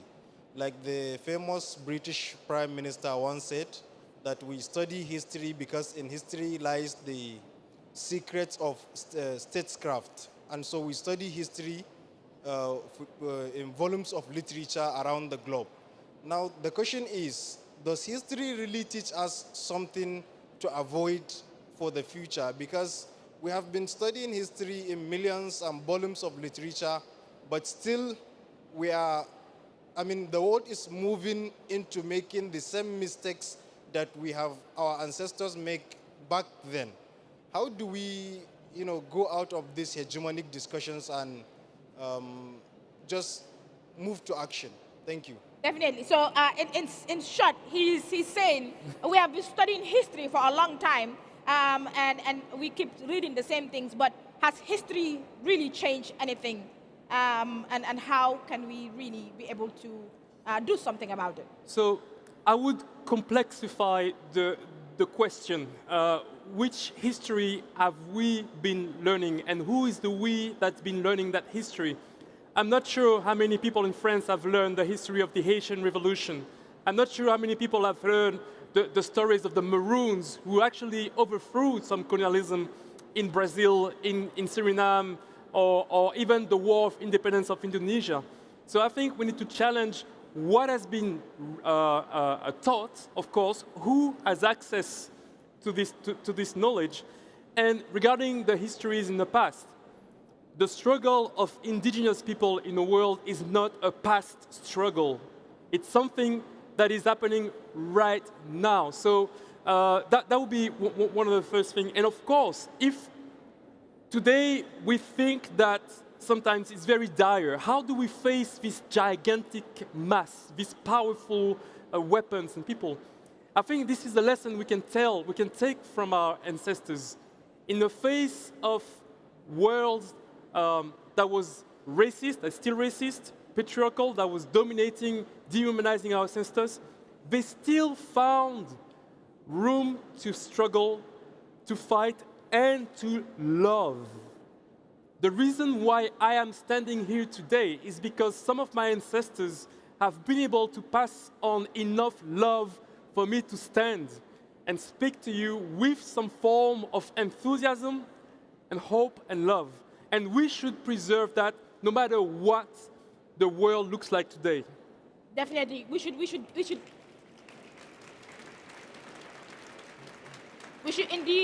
indeed preserve that, no matter what the world looks like today. And you mentioned something very important, that what kind of history are we being taught? Because I can recall when I was young, I was never taught about the impact of colonialism, especially the negative impact of colonialism in my country. We were taught about, the nice British names that we had and some of the infrastructures there. But the dark side of colonialism was never, taught to us, and we had to learn about this on our own. So again, as you mentioned, it's about what kind of history we have been taught, and it's really important for us to dig deeper and know about this, because it has left so many environmental impact as well in our lives and in our communities. And you know, we have really, really short time, Malcolm, and I just wanted to ask you my final question. You know, the data on the table is clear. War is one of the largest and most invincible drivers of climate destructions.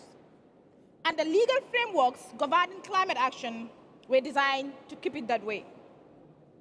2 years of war in Ukraine emitted more than Haiti, Syria, Burkina Faso, Yemen, and Somalia combined. And we saw or heard how Gaza's reconstruction emission will outpace more than 135 countries. If you had the authority today to demand one particular structural change to the global architecture of climate justice, what will that be? So, of course, doing away with the hypocrisy, that's first and foremost. But if I could implement one change in the way we think about climate change and climate justice, it would be this. Not every emissions of CO2 has the same content in a sense. We think of it as a purely material gas, but I think we should index each emission to what it does to the world. And in a sense, we cannot put the same emission of someone who would use an oil well or a water pump in Sudan or in Darfur with the emission of a plane that would drop a bomb in Iran. So I think I would shift the way we think about climate change in this sense. Preserving the climate in itself is not does not tell how we relate to one another. We should always think not just of limiting the emissions, but of creating a just, decolonized, gender equality with social justice world. That's the change that I would implement. Change that measure differently the emissions. Yes, definitely. Measuring the emissions differently. And if I were asked the same question, I would say something similar, but I would really urge the global climate architecture to now start reporting on the emissions of military equipment. Because we need to know how much war and conflict is causing. If we know the numbers, it will really help us a lot to be able to call for more accountability and justice, especially as war and climate is concerned. Can you please thank Malcolm for me? Can you please give him a round of applause for joining us today? Thank you, Fatou. Thank you so much, Malcolm, for your insightful contribution. And just to wrap up our conversation, we began this session with a school in Iran, with 165 schoolgirls bombed, killed. These are girls that went to school but never made it home. And as we continued our conversation here today, these same systems that we are talking about are still operating. More people in Sudan are still facing insecurity. A child or a mother have been killed in Gaza.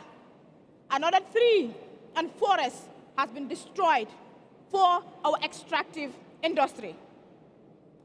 Another day has passed with a child somewhere in Congo not having a food to eat. This is not an accident. This is by design, by our system. And systems, unlike nature, are something human beings build. Which means it is again something human beings can dismantle and rebuild differently. What our speakers today have shared is something that is quite sad, interesting, but also inspiring.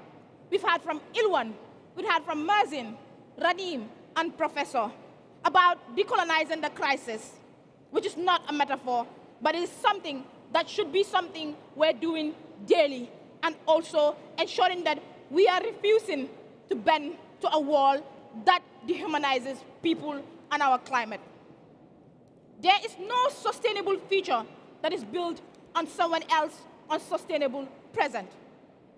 There is no green transition that runs on a gray wall.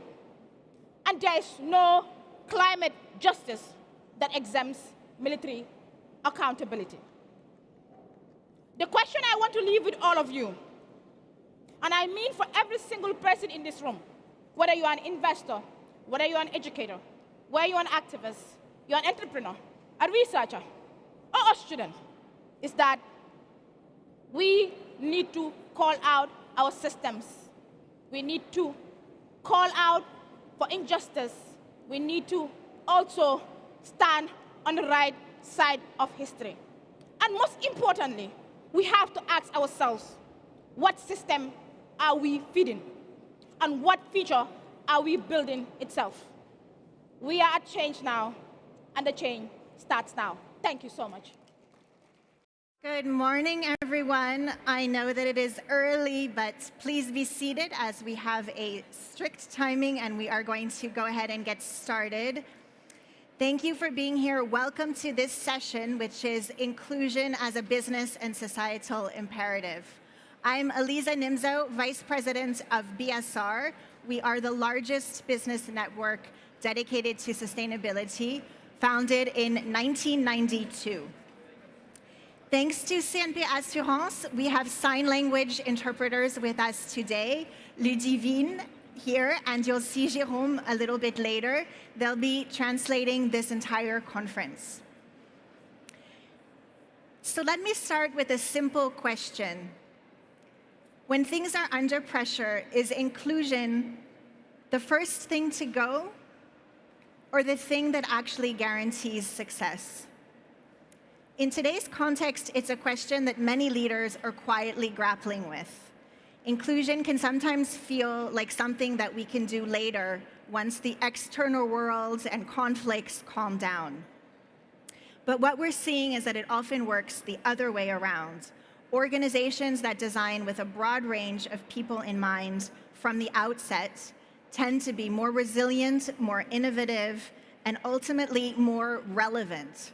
Because when you remove barriers, whether physical, financial, systemic, you don't just expand access, you create better solutions for more people.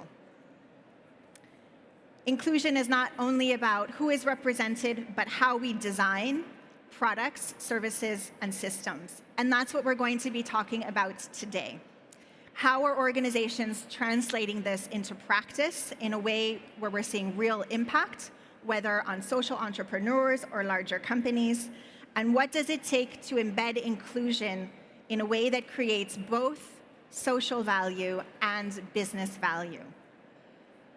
Because in the end, inclusion is not separate from performance, but it is the driver of performance.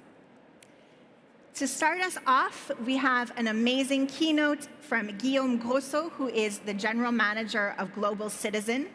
I'm sure many of you know Global Citizen. It is one of the world's largest movements for ending extreme poverty, mobilizes global audiences, and drives real commitments around the world from leaders across sectors. Welcome, Guillaume.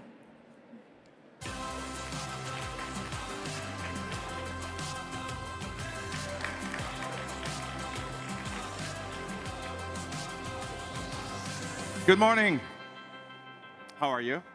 Good? Bit early in the morning. It's good to see that you came. And my name is Guillaume. I'm the general manager at Global Citizen. And it's a pleasure for me to be here at ChangeNOW among people who care deeply about where the world is going. But to be honest, I think we all know where we want to go. And the real challenge is not to define the future we want. It's deciding what we prioritize when things are getting difficult. And right now, things are getting pretty difficult. Public budgets are tightening, and companies are under pressure. Geopolitical tensions are rising. And in moments like this, something very predictable happens. We focus on what feels essential, and everything else starts to look, optional, right? So too often, inclusion ends up in that second category. It's important, yes, people will tell you it's important, but it's not urgent. Something we can come back to later. But yet, if inclusion is one of the first things that we cut when times get tough, it's also one of the last things we actually can afford to lose. So let me start with a simple question. What do we actually mean when we say inclusion? Because today the term has become complicated, right? For some it's about diversity, representation. For others it's about social justice. And increasingly, especially on the other side of the Atlantic, it has become politicized, right? We see companies stepping back from DEI commitments. We see language being softened, some of the topics quietly put under the carpet, priorities quietly shifting. So there's, I think, an elephant in the room. Inclusion is being questioned at exactly the moment when we need it most. So let me offer a very simple definition. It's worth what it's worth, but inclusion, I think, is about three things. One, who gets access to opportunity? Two, who has a voice in shaping decisions? And three, who shares the benefits? You know, rather than just the costs, who gets to share the benefits of economic change? So inclusion is not about optics. It's about who gets access, who gets a voice, who shares in the outcome. And once you define it that way, then the conversation changes. Because inclusion is no longer a side issue, it becomes a question of how well our economies actually function. Because when people are excluded from tools, from education, from jobs, economies actually underperform. So if people cannot participate, economies do not perform. And when exclusion scales, then it creates something else. It creates distrust, it creates disengagement, it creates instability. And today, 1 in 5 people globally feel like no one is in their corner. I want you to reflect on that. 1 in 5 people globally feel like no one is in their corner. That's terrible, right? I mean, look at ourselves, you know? 1 in 5 people feel like no one is in their corner. So exclusion does not just leave people behind, it actually pulls the system apart. So at Global Citizen, and for those of you who do not know us well, we work to end extreme poverty by mobilizing citizens and governments and businesses to take action. And we see this, this dynamic everywhere, right? Inclusion is often framed as the right thing to do, but what we see again and again is that it's actually the smart thing to do. So, inclusion is not just a social policy, it's a performance strategy. That's what it is. Because inclusion drives participation, participation drives productivity, and productivity will drive growth. And I know this kind of sounds a little bit theoretical, so what does it mean in practice? Inclusion is not abstract. It shows up in very practical ways. So if you take access to assistive technology, for instance, what are we talking about there? Billions of people today lack the basic tools, hearing aids, mobility devices, glasses, that allow them to learn, to work, to participate in society. Without these tools, people are not less capable. Without these tools, they're just excluded from education, from jobs, from the economy. If I take this off, I could be in any room. I don't even know if you're there. And I could be speaking to an empty row of seats. It's incredible the power of assistive devices just to bring people back into education, jobs, all the things I could do simply because of that tool. But of course, this is not what everybody gets access to. And that's why we're working at Global Citizen with AT-Scale, a global partnership that brings together governments, companies, philanthropies to make assistive technology accessible to all. I'm very glad that my friend Leopoldine is here today. Hi, Leopoldine. She's amazing. She's been an inspiration for me and for all of us. She's a champion, an advocate, an ambassador for inclusion and for AT-Scale. So thank you very much for doing this together. Because that's what inclusion looks like in practice. It's not a concept. It's a system that enables participation. But besides being a tool, inclusion is also access to participation itself. Because you may have the tools, you may have the glasses, you may have the assistive technologies, you may not be allowed to participate in the life of the city. And that's, of course, outrageous. And so we should do everything we can to make sure people are allowed to participate, whoever they are.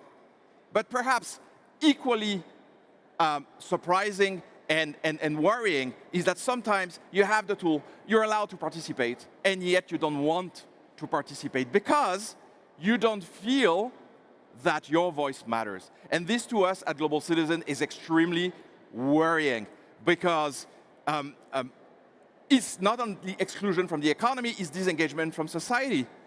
A sense that your voice doesn't matter, that participation doesn't change outcomes. And so we work with a community with 12.5 million people, citizens, global citizens around the world, because we want to fight apathy. We are telling people, do things, engage, go to your local civil society organization, your NGO, your community, your local church, whatever rocks your boat, but do not stay idle. And so that's really an important part of inclusion, because when people disengage, systems weaken. And so if we step back, the pattern is very simple, right? Inclusion is not about being nice, it's about making systems work, who participates, who contributes, who trusts the system, and ultimately, whether that system is stable. Now, let me make things slightly more complicated. There's another word that has become just as difficult as inclusion. And that word is a C word, is a very polemical, apparently, C word. Some might say a dirty word. You know that C word, right? It's climate. Climate has become an incredibly difficult conversation to be had, particularly on the other side of the Atlantic, but pretty much it's creeping, just like inclusion, as part of the vocabulary that we cannot use or we shouldn't use. But the reality is simple. The greening of the economy is happening, and climate and inclusion, in my view, need to click together. Now, bear with me with that for a second. If you look at what happened in the past 12 to 18 months, take China, for instance. 16 million new electric vehicles were produced just last year in China. That's a 28% increase. 91% of all energy projects on the planet that were built in the past 2 years are actually more profitable than any of their equivalent in fossil fuel-based energy. So it's pretty clear that the economic case for climate is there and is increasingly there. And of course, the environmental case for climate is also there. So then you might think, well, then it's going to happen. Why can it potentially not happen? And I think the answer to that question, to that conundrum that should preoccupy us all, is inclusion. Because the question becomes not so much, are you going to make money out of greening the energy sector? The answer is yes. Is it good for us? The answer is yes. But the question is, when you're greening the economy, who is it for? Who gets the jobs? Who gets access to affordable energy? Who captures the value? And who pays the price? And so when you look at this kind of, I think that's been coined green backlash, right? That we've seen in some places around the world in the past 12 to 24 months. It boils down to citizens feeling that, yes, of course they care about the environment, but what's in it for them? Are they losing out? It's folks who are coal miners in South Africa, and they say, yeah, of course I'd like the environment to be better, but am I going to lose my job? It's folks like farmers. It's folks everywhere, in fact, around the world that feel about the environment in an ambivalent fashion because they care about it, but they feel, I'm not part of this debate. I want to be part of this debate. And so we will see, if we don't pair inclusion and climate, we will see resistance, we will see backlash, we will see a slowdown, and potentially, if people don't see themselves in this transition, they will stand in the way. But if it's inclusive, it becomes investable, it becomes scalable, it becomes durable. That's why I think the next phase of global climate action matters so much, and it will be about bringing climate and inclusion together. So there's COP31, as you know, at the end of this year, under the presidency of Turkey and Australia, and that follows what happened last year in Brazil. COP31 is really high stakes, from basically moving from theoretical targets to actual, real economic transformation. And so the real question there will be not so much how much ambition do we have, but what kind of transition are we building? So that's why in the lead up of COP31, we will be convening at Global Citizen one of our summits called Global Citizen Now in Perth, Australia.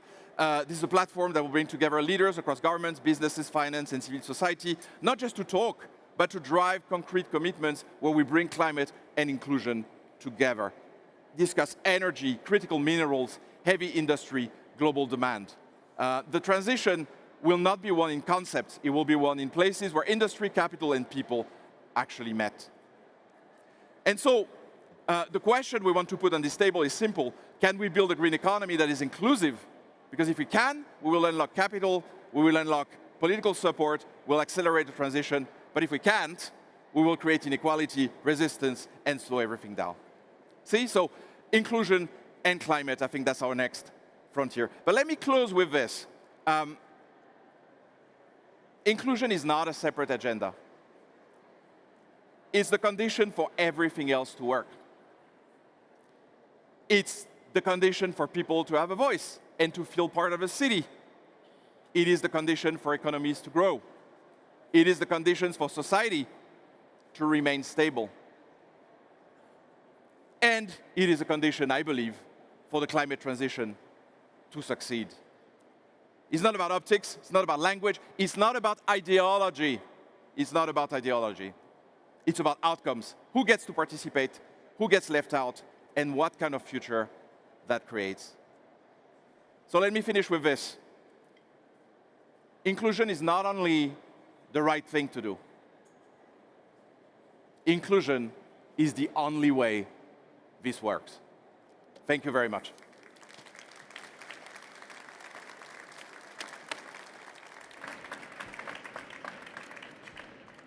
Thank you, Guillaume. What really resonated for me was the idea that there is apathy, and there's apathy because people don't feel heard and they don't feel that their voice and their life even matters. And we're going to be joined now by 3 panelists who have really taken that to heart and who are redesigning access and opportunity via the initiatives and the businesses that they're running. So I'd like to welcome to the stage Theo Scoubla, co-founder and CEO of Each One, Marie Oshioka, CEO of Eralboni Europe, and Gracien Regnault, Head of Development of Lazare.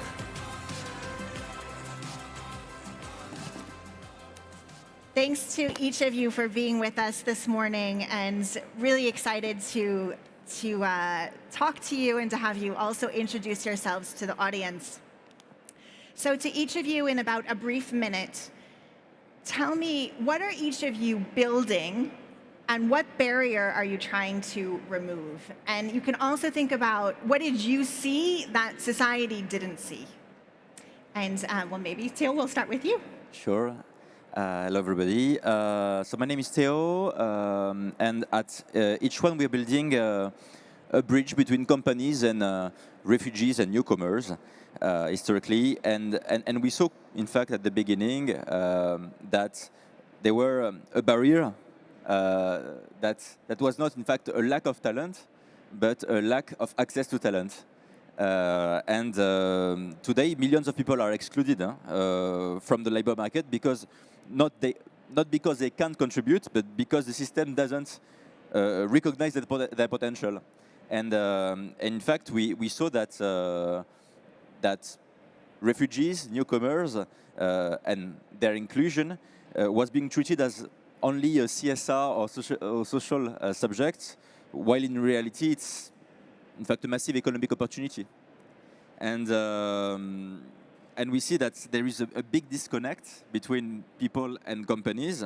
Disconnect was obvious, but very few actors were structuring a response that was scalable and that was able to progressively guide companies to access the talent, recruit them, train them based on their recruitment needs so that it works in the end. Yeah. Yeah, so you found a way which is very powerful because you've been around for already 10.5 years yes. to bring refugees and newcomers into the workplace. We'll talk a little bit more about that and the mechanics. But let's move to Marie and Eralboni. Please tell us a little bit about the barrier that you're removing. Hi, everyone. I'm Marie from Eralboni. Eralboni is a for-profit creative agency that solely works with artists with disability. like autism, trisomy 21, and we connect these artists with enterprises for marketing purposes. And also we have our own brand, which is, actually I'm going to stand. This is the dress of our brand from Artists with Disability. I love this dress. Thank you, thank you. I love it too. I'm so happy, thank you. The purpose of this work is to change the first access to mass market through these enterprises or a brand and change how people see disability and with the power of art.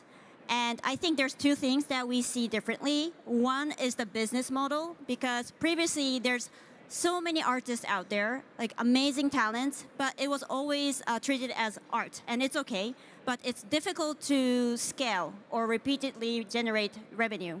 So we changed the business model to make it as a design, and we can scale it because of that.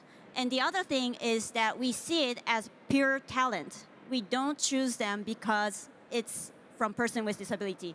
We choose them because it's exceptional art. So I think those are the two important things. Marie, and can you just explain to make sure that the audience really understands? So just give the example of your dress. Okay, so for example, we curate the art. So this is one painting that we found from one of the facilities where the artists with disability work on art. And we find the art and choose it for a brand, and we put it into dresses. We have our own designers that can create dress from one painting, and then the artist will gain earning. The more that we sell it, the artist will have more revenue from it. Fantastic. Gratien, what barrier are you removing? Yeah, so I'm Gratien, Head of Development in Lazare. And what is it about? It's about shared accommodation between former homeless people and young professionals, with the idea that more than a shelter, human relationships above all are needed for those homeless people to get back on their feet. And it's precisely what they find in Lazare homes. They find the homeless people rebuild their lives, and young professionals grow. And all this thanks to the power of friendship. And so you have to imagine a Lazare home. It's, you will have several shared flats, single-sex shared flats, with in each around 8 people living in it. And you'll also have a flat for the support family, who's there to coordinate, to animate all the life of the house. And everything's done to enable those encounters, and those encounters that will bring people together, and then that will help them each one to grow and to do a step forward. And how many apartments do you have? So we started in France, so we have quite a few in France. We have more than 16 houses in France, but we now spread out worldwide. So we are in Spain, Switzerland, Belgium, Mexico, and looking to open in London and Canada. So start having quite a big track record. It's fantastic. And Lazare in French, and as I learned, Lazarus in Anglophone. Theo, going to you, so let's talk a little bit about the systems change that we need. How are you working with companies to help them change the systems around labor and employment? So concretely, we provide a holistic training to refugees before they are getting recruited. And this is based on a simple realization that today recruitment is mostly about selecting the perfect candidate when we are in a company. And the reality is that the perfect candidate doesn't exist. And we really, quickly saw that companies needed to shift from a filtering position, filtering mindset, to a building mindset. And that's why we saw the potential of professional training. And of all those people, in fact, we just needed to train a little bit so that they can work very efficiently. And we provided companies with a simple process of accessing talent, training the talents, and then recruiting them, so that it works very, very easily. And I assume that you're working on kinds of jobs that are under tension in the labor market. So really, companies have an incentive to come to you to help find. Exactly, it can be for people that are working in childcare, housing, hospitality, also a lot of sales person, for example, working at Pierre Hermé. And what is impressive is that companies, they want to recruit right now immediately the perfect candidate, as I was saying, but when they shift their mindset to building mindsets, they understand that they can stop being reactive, they can anticipate their future recruitment needs, their recurring recruitment needs, and build a talent pool that is already ready to work because they train them first, and they integrate, on a very regular basis, for example, their shops, if it comes to Pierre Hermé, for example. Fantastic. And Marie, you also have experience helping companies, rethink how they're thinking about creative talent, and what do you see happening inside companies? Right. I think one big important change is how do you think about inclusivity? I think Theo was saying the same thing, but previously, when you're choosing an art from artists with disability, it's mostly like CSR, or like you think how you can support them or help them. But I think that the change of how you see it has to be happened, and we see it, the true value in the art. And there, it transformed from like just helping them to being business partners or being very inclusive, like treating them as one member of your business. So I think that's really important, and that's something we try to do when we work with the businesses and also the artists. And Gasa, how about you? So it's less on the, let's say, on the business side, but in terms of the mindset in society when it comes to inclusion, what do we have to change?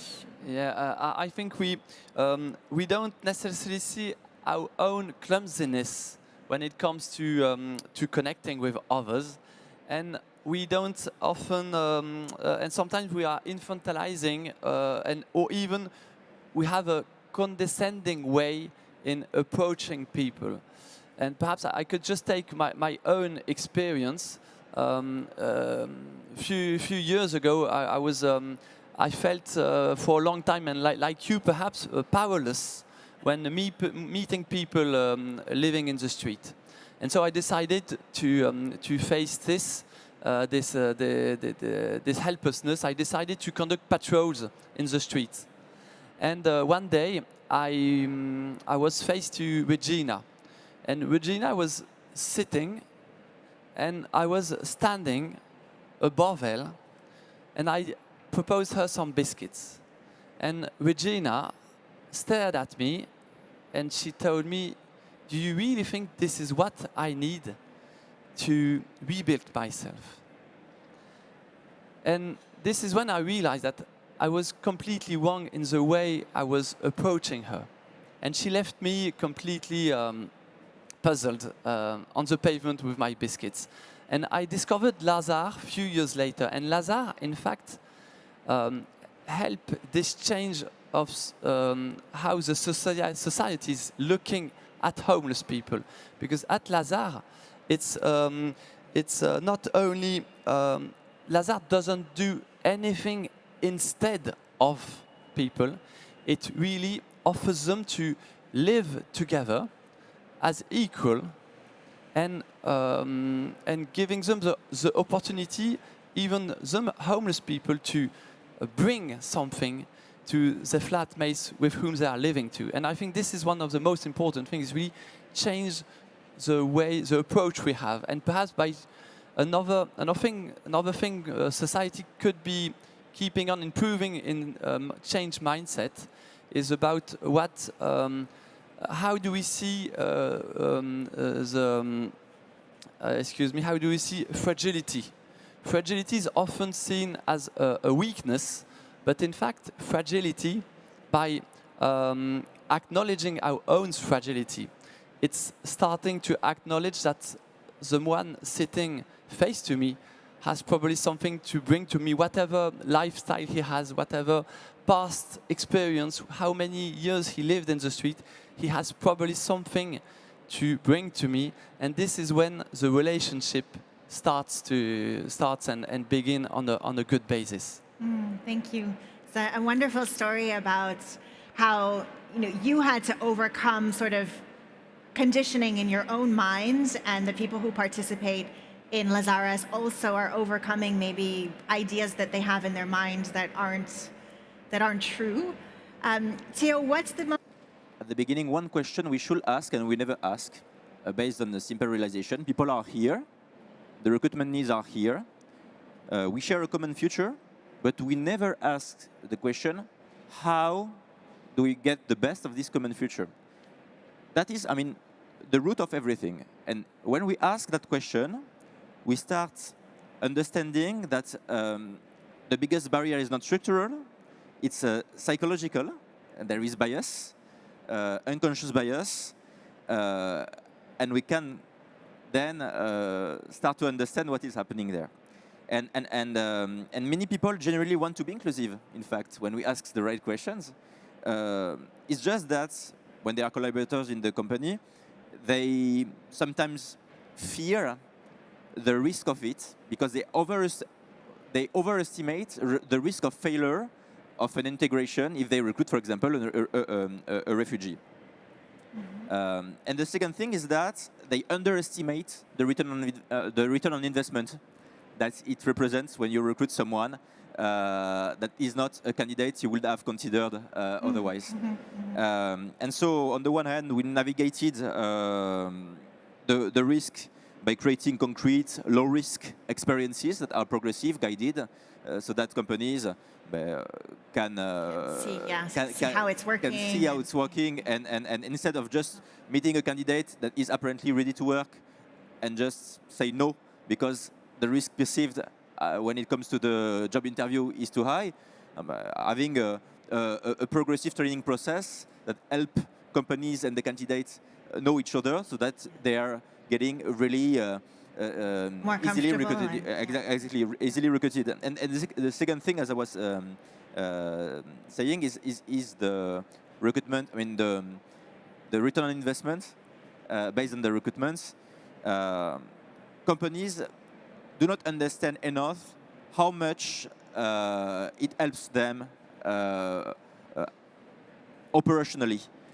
They see the idea of inclusivity sometimes as not linked to the performance. You were talking about it.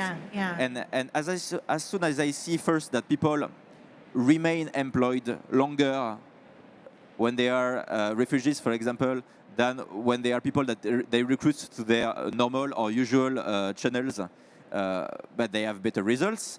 As I see that, for example, I was talking about Pierre Armé or Monoprix, who are big clients working with us, they all agree on one fact, that people, yes, remain longer, but that they are motivated, and that motivation is contagious. And when motivation is contagious, the whole team is getting motivated, and everybody remains longer employed and in a better mood, and that's, leads to more performance. That's fantastic. It's easy, and we saw it 5,000 times because we accompanied 5,000 people to a long-term employment, and that has to be repeated. Yeah. That's a fantastic and positive story. We'll talk a little bit more about the business benefits, but maybe just before that, I'm curious, for you, Marie, at Erhalboni, what are the human barriers that you've had to overcome? Because bringing artists that have disabilities into a commercial way of working is challenging, I imagine. Thank you very much. I think it's very, very very straightforward thing is to how you see beyond the labels. And to do that, we rely on two things. One is creativity. I have to modify what I said before, but we are not even saying that they're equal. We're trying to create something that we can admire or respect as a brand. We price our product relatively in a higher price range because we believe that if this art has true value, people should want to buy it. And even the price is relatively high, if it's a true value, people should pay that, and people should be like really eager to buy it. And what we do to make it happen is to like put so much emphasis on creativity. And when you come to our a website, you'll see that it's super cool actually. We put so much effort and creating this creativity and beauty and like how the art is so astonishing. So that's one thing. And the other thing is just human relationship. We always try to put together the corporate clients and the artists. So we bring these corporate clients from marketing sector or like business people into the studios and create opportunities that they meet each other face to face. And I believe it's only from that moment you truly understand, oh, this is just same human being. Like you're just the same. And we believe that we can create that. And we do that a lot. And I think it's really working. Thank you. Definitely common theme around this idea of human connection and everything that we share. But we also have to be practical. We're talking about systems change that is also about money. Gratien, can you tell us a little bit about your economic model? This sounds very nice, but how do you actually bring these apartments to life? Yes, we are indeed very proud in Lazare to have a proper economic model. So, of course, the growth of our charity is dependent of funding. To be able to open new houses, we need to cover the cost of renovation works, and this is thanks to the financial support of individuals, of businesses, of foundations. But what's very interesting is that we've decided to do a model targeting self-financing. So it means as soon as a house is open, everybody in the house pays the rent. And it includes homeless people, because for us it's giving them back their dignity to propose them to pay a proper rent. Everybody pays the rent. Those rents covers the operating costs of the house. And the objective is that each houses generate a surplus. And this surplus will be feeding and covering part of the Lazare overheads. And so, just for an example, in France, in 2025, thanks to this economic model, we were 60% self-finance. So this is really something we are proud of. But perhaps talking about performance, I would say what's even more important for us is that even if we do nothing instead of, Lazare performs. And we have a second-to-none track record. We have, for example, 64% of our former homeless people who now have a personal or professional project. And we have 85% of them who are coming out of our houses and for long-term housing. So this is really something we are very proud of, is that it's quite simple, but it performs. Fantastic. Marie, how about you? Errol Boni has a strong and long track record in Japan, which means that there is economic and business value. What do companies get out of working with Errol Boni? Yes, thank you very much. Yes, in Japan we have been operating this for 8 years, and it's really profitable already. I think, so even it started as like CSR, we shift to marketing division, try to get the marketing budget from the companies. And there has to be reasons for the companies to pay us, right? It's not just charity. And there's 3 things, I think. One is pure brand differentiations. There's so many talks about like social impact. Companies are already thinking about it, but the art done by artists with disability and that significance is not yet well preserved. So by using the art, it really differentiates the brand. Second is the connection with the customers, because each artist has very different stories and very profound stories, of course, because they overcome things. And we always try to collect these stories and the episodes, true stories of human beings, and put it together with the art. So we ask the companies to not just paste the art to packages and designs, but always understand the stories and put that into this brand communication. And that really connects the customers with the companies. So I think it's very like a logistic, very business way of thinking. And the third one is internal change of the company. So as I mentioned, we try to connect all the employees, the decision makers with the artists. So from that moment, it truly starts to change internally, like how the employees really think about inclusion. And I think companies really value it because it's a very true experience that we can bring into the companies. The idea of being able to engage your own employees as a company in something that is meaningful and worthwhile. I mean, we know it's so important for employees to feel that their company has values and a purpose. Theo, you mentioned in terms of the business value that each one brings, so lower turnover, there's more employee engagement, the teams are happier, so this is obviously working. I'd like to understand how you have scaled and grown over the last 10.5 years. That's amazing. What can you tell your fellow entrepreneurs? You know, what are the secrets of success to this growth over 10 years?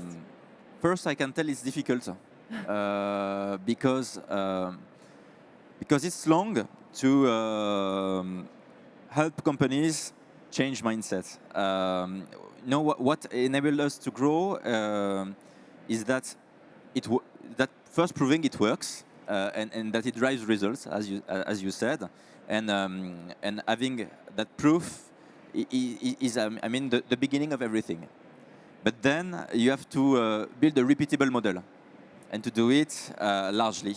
And at the beginning, what held us back was the inertia of existing systems in large organizations, because we targeted large organizations before, and we work with a bit more than 100 large organizations, and we saw that they were not designed to change quickly, especially when it comes to a subject like inclusion, a subject they don't see as a priority. So we had to put it at the center of their HR strategy and to understand the direct link between this subject and return on investment. And so a big part of our work was to design a solution that was not just a recruitment or training solution, but that was a solution that was helping organizations to transform how they think. And so 50% is made today of training the people that are getting employed after, but 50% of the solution is all about processes, all about raising awareness at the different levels of the company.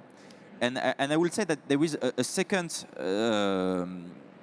barrier we had to remove at the sector level. You know, we are working in the sector of professional training.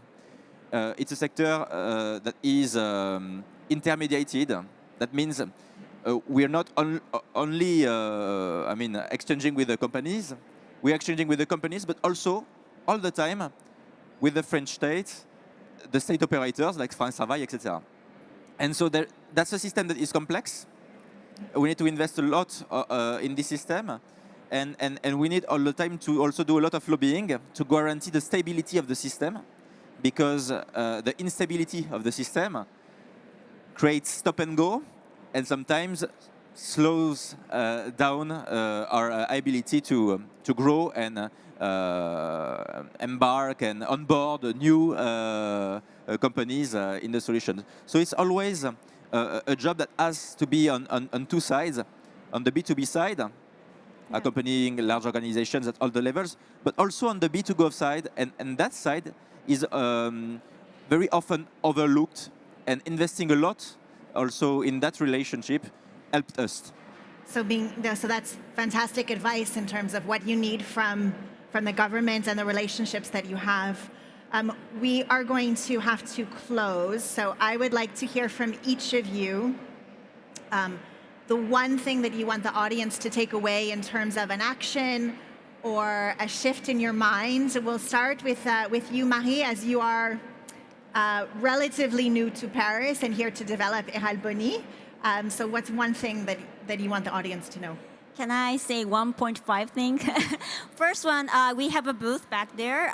So we are really looking forward to work with companies, organizations, individuals in France, especially Paris.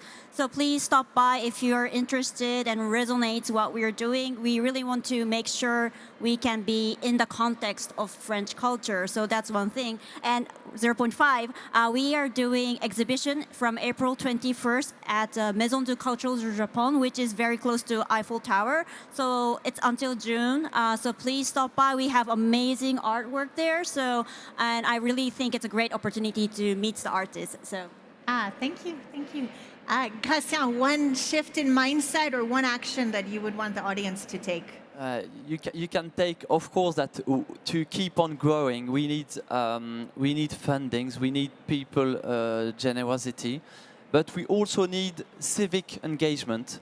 We need to keep on being visible, keep on communicating on a very joyful way on how it's worth living with homeless people, meeting them, and because, as you understand, our social model is based on those young professionals coming to live in our homes. And perhaps if you can just go away with a third thing, it's just perhaps today when going back home, taking the tube in front of the shop, you will be buying food. If you see homeless people, perhaps try not to be as I was a few years ago, but not giving something, but really try to install a proper relationship with the person you'll be meeting, just perhaps by looking at him like a human being, perhaps sharing few words, but putting yourself at the same level as him and sharing with him perhaps a very little thing, but which will be very worth for him. Human to human. Theo, you get the last, we're out of time, but 30 seconds for your one mindset shift. I will say to all the employers in the room one simple thing. Stop asking where can we find the talent and start asking who are we currently overlooking. I think it's the start of an answer already. Fantastic. Thank you so much to the panelists. Thank you very much.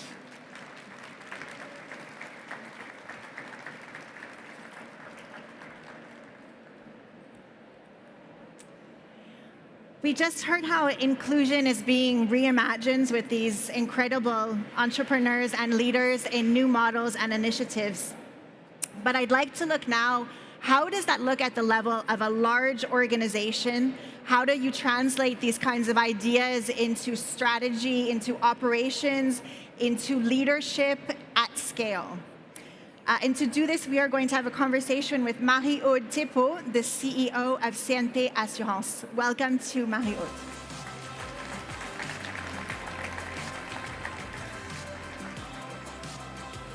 Hello, thank you, Marie-Aude, and thank you so much for being here today. So CNP Assurance is uniquely positioned insurer because you have deep roots in public service. You're now fully state-owned by La Banque Postale.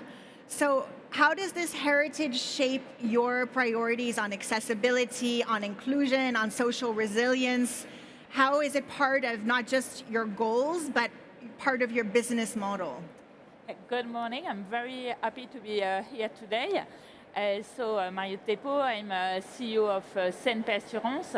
So insurance is fundamentally about serving people, all people.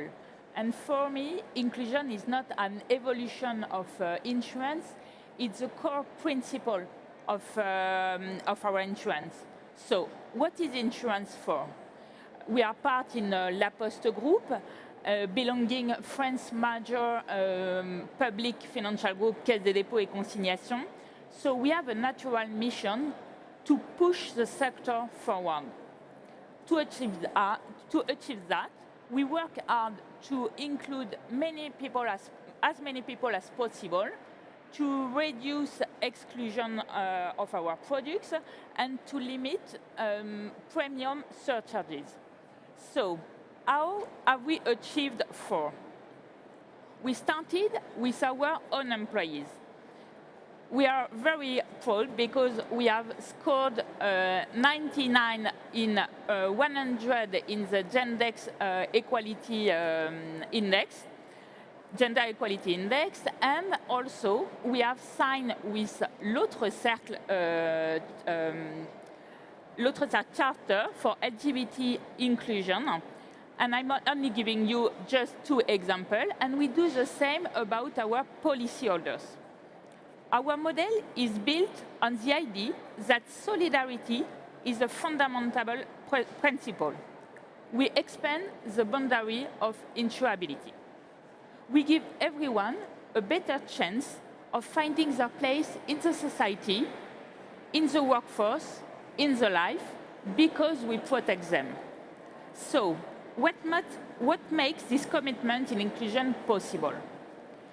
It is the scale and financial strength of our business model. Many people don't realize that CNP Assurance is an international group. We cover 33 million policyholders in 17 countries. One of our largest markets is in Brazil, and our result is around 1.5 billion euros. So, inclusion is therefore embedded in CNP Assurance model in 3 distinct ways. Because it is at the heart of our what we do as an insurer. Because it's in our DNA as a public group. And because our business model allows us to scale by pooling risks. And how, so it's, in getting to know you, of course, very, you can feel it in terms of your DNA and the fact that you have a public model. It's part of the, your ethos and your spirit. But how have you come to see inclusion not as a cost, which many companies would still consider, but how have you made it an economic advantage? So you talk about the scale. So the scale and the volume helps you to kind of operationalize that. But can you unpack it? Because you've made this economically viable. You've made insuring people who are traditionally left out, you've made it work. Good question. Can you tell us how you do that? So for us, it's not an opportunistic commercial move. It's a long strategic term view. And the point is why we stand out. We believe that inclusion will be key going forward to help insurance to adapt the challenges ahead. And we will need to adapt the challenge to the climate change, to aging population, and so on. So our aim is to preserve our ability to protect as many people as possible over the long term. And the key thing, in fact, is how we can do this. Today, nearly half the world's population doesn't have effective health coverage. And around 100 million people fall into extreme poverty because their health expenses haven't not been reimbursed. And if more and more people or life situation become unanswerable, that is not just a problem, a social problem.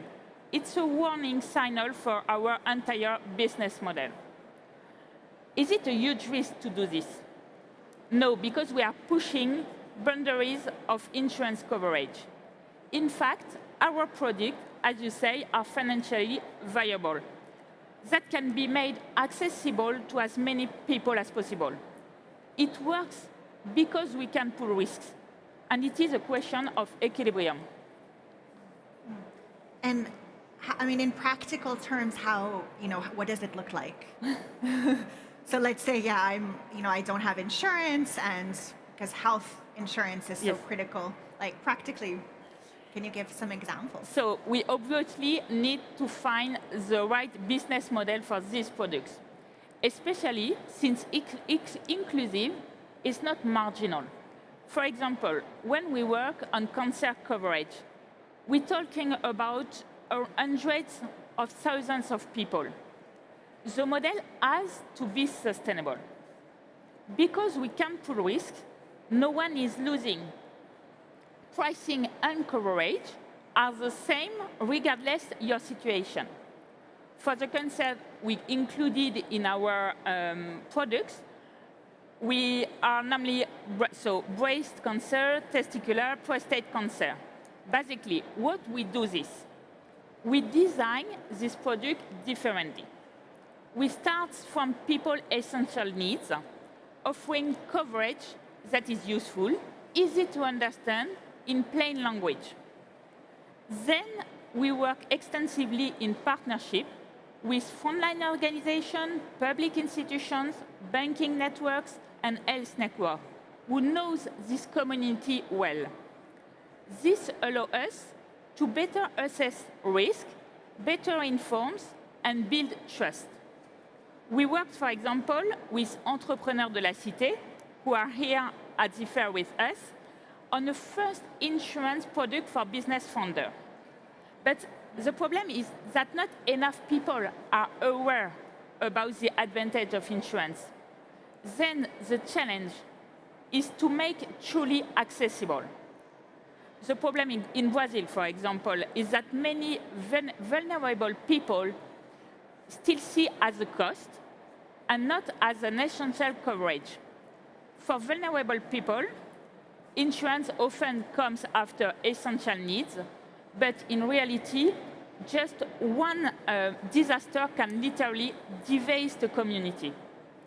So we need it, shows its value, go through the right distribution channels, and work with the trusted intermediaries they already rely on. Today, we are facing a challenge. We have useful products. We can have distribution network close to this population, but selling these products remain real difficult. We need to strengthen awareness and financial education because at the end, it's the kids' education. You mentioned that, of course, people don't understand how important it is and how much it can prevent sort of future financial disasters, quote unquote. This idea of scale is really important, and we'll talk maybe a little bit more, but you've already done that. So in the past, you were very innovative because you've changed the way insurers support cancer survivors and changed really the entire sector. Can you tell a little bit about that, because it's a great lesson? Yes, of course. So basically, on the topic of mortgage insurance, we have innovated decisively and we have truly moved the market. I can share with you two examples. First, we developed a new insurance called Family Support. So Family Support is a guarantee included in our mortgage contract to cover people, parents whose children are seriously ill. It covers up to 50% of monthly mortgage payments for a period up to 28 months. And we feel very proud because since then, this trend has caught on. Public authority has made it mandatory. Second initiative is about cancer.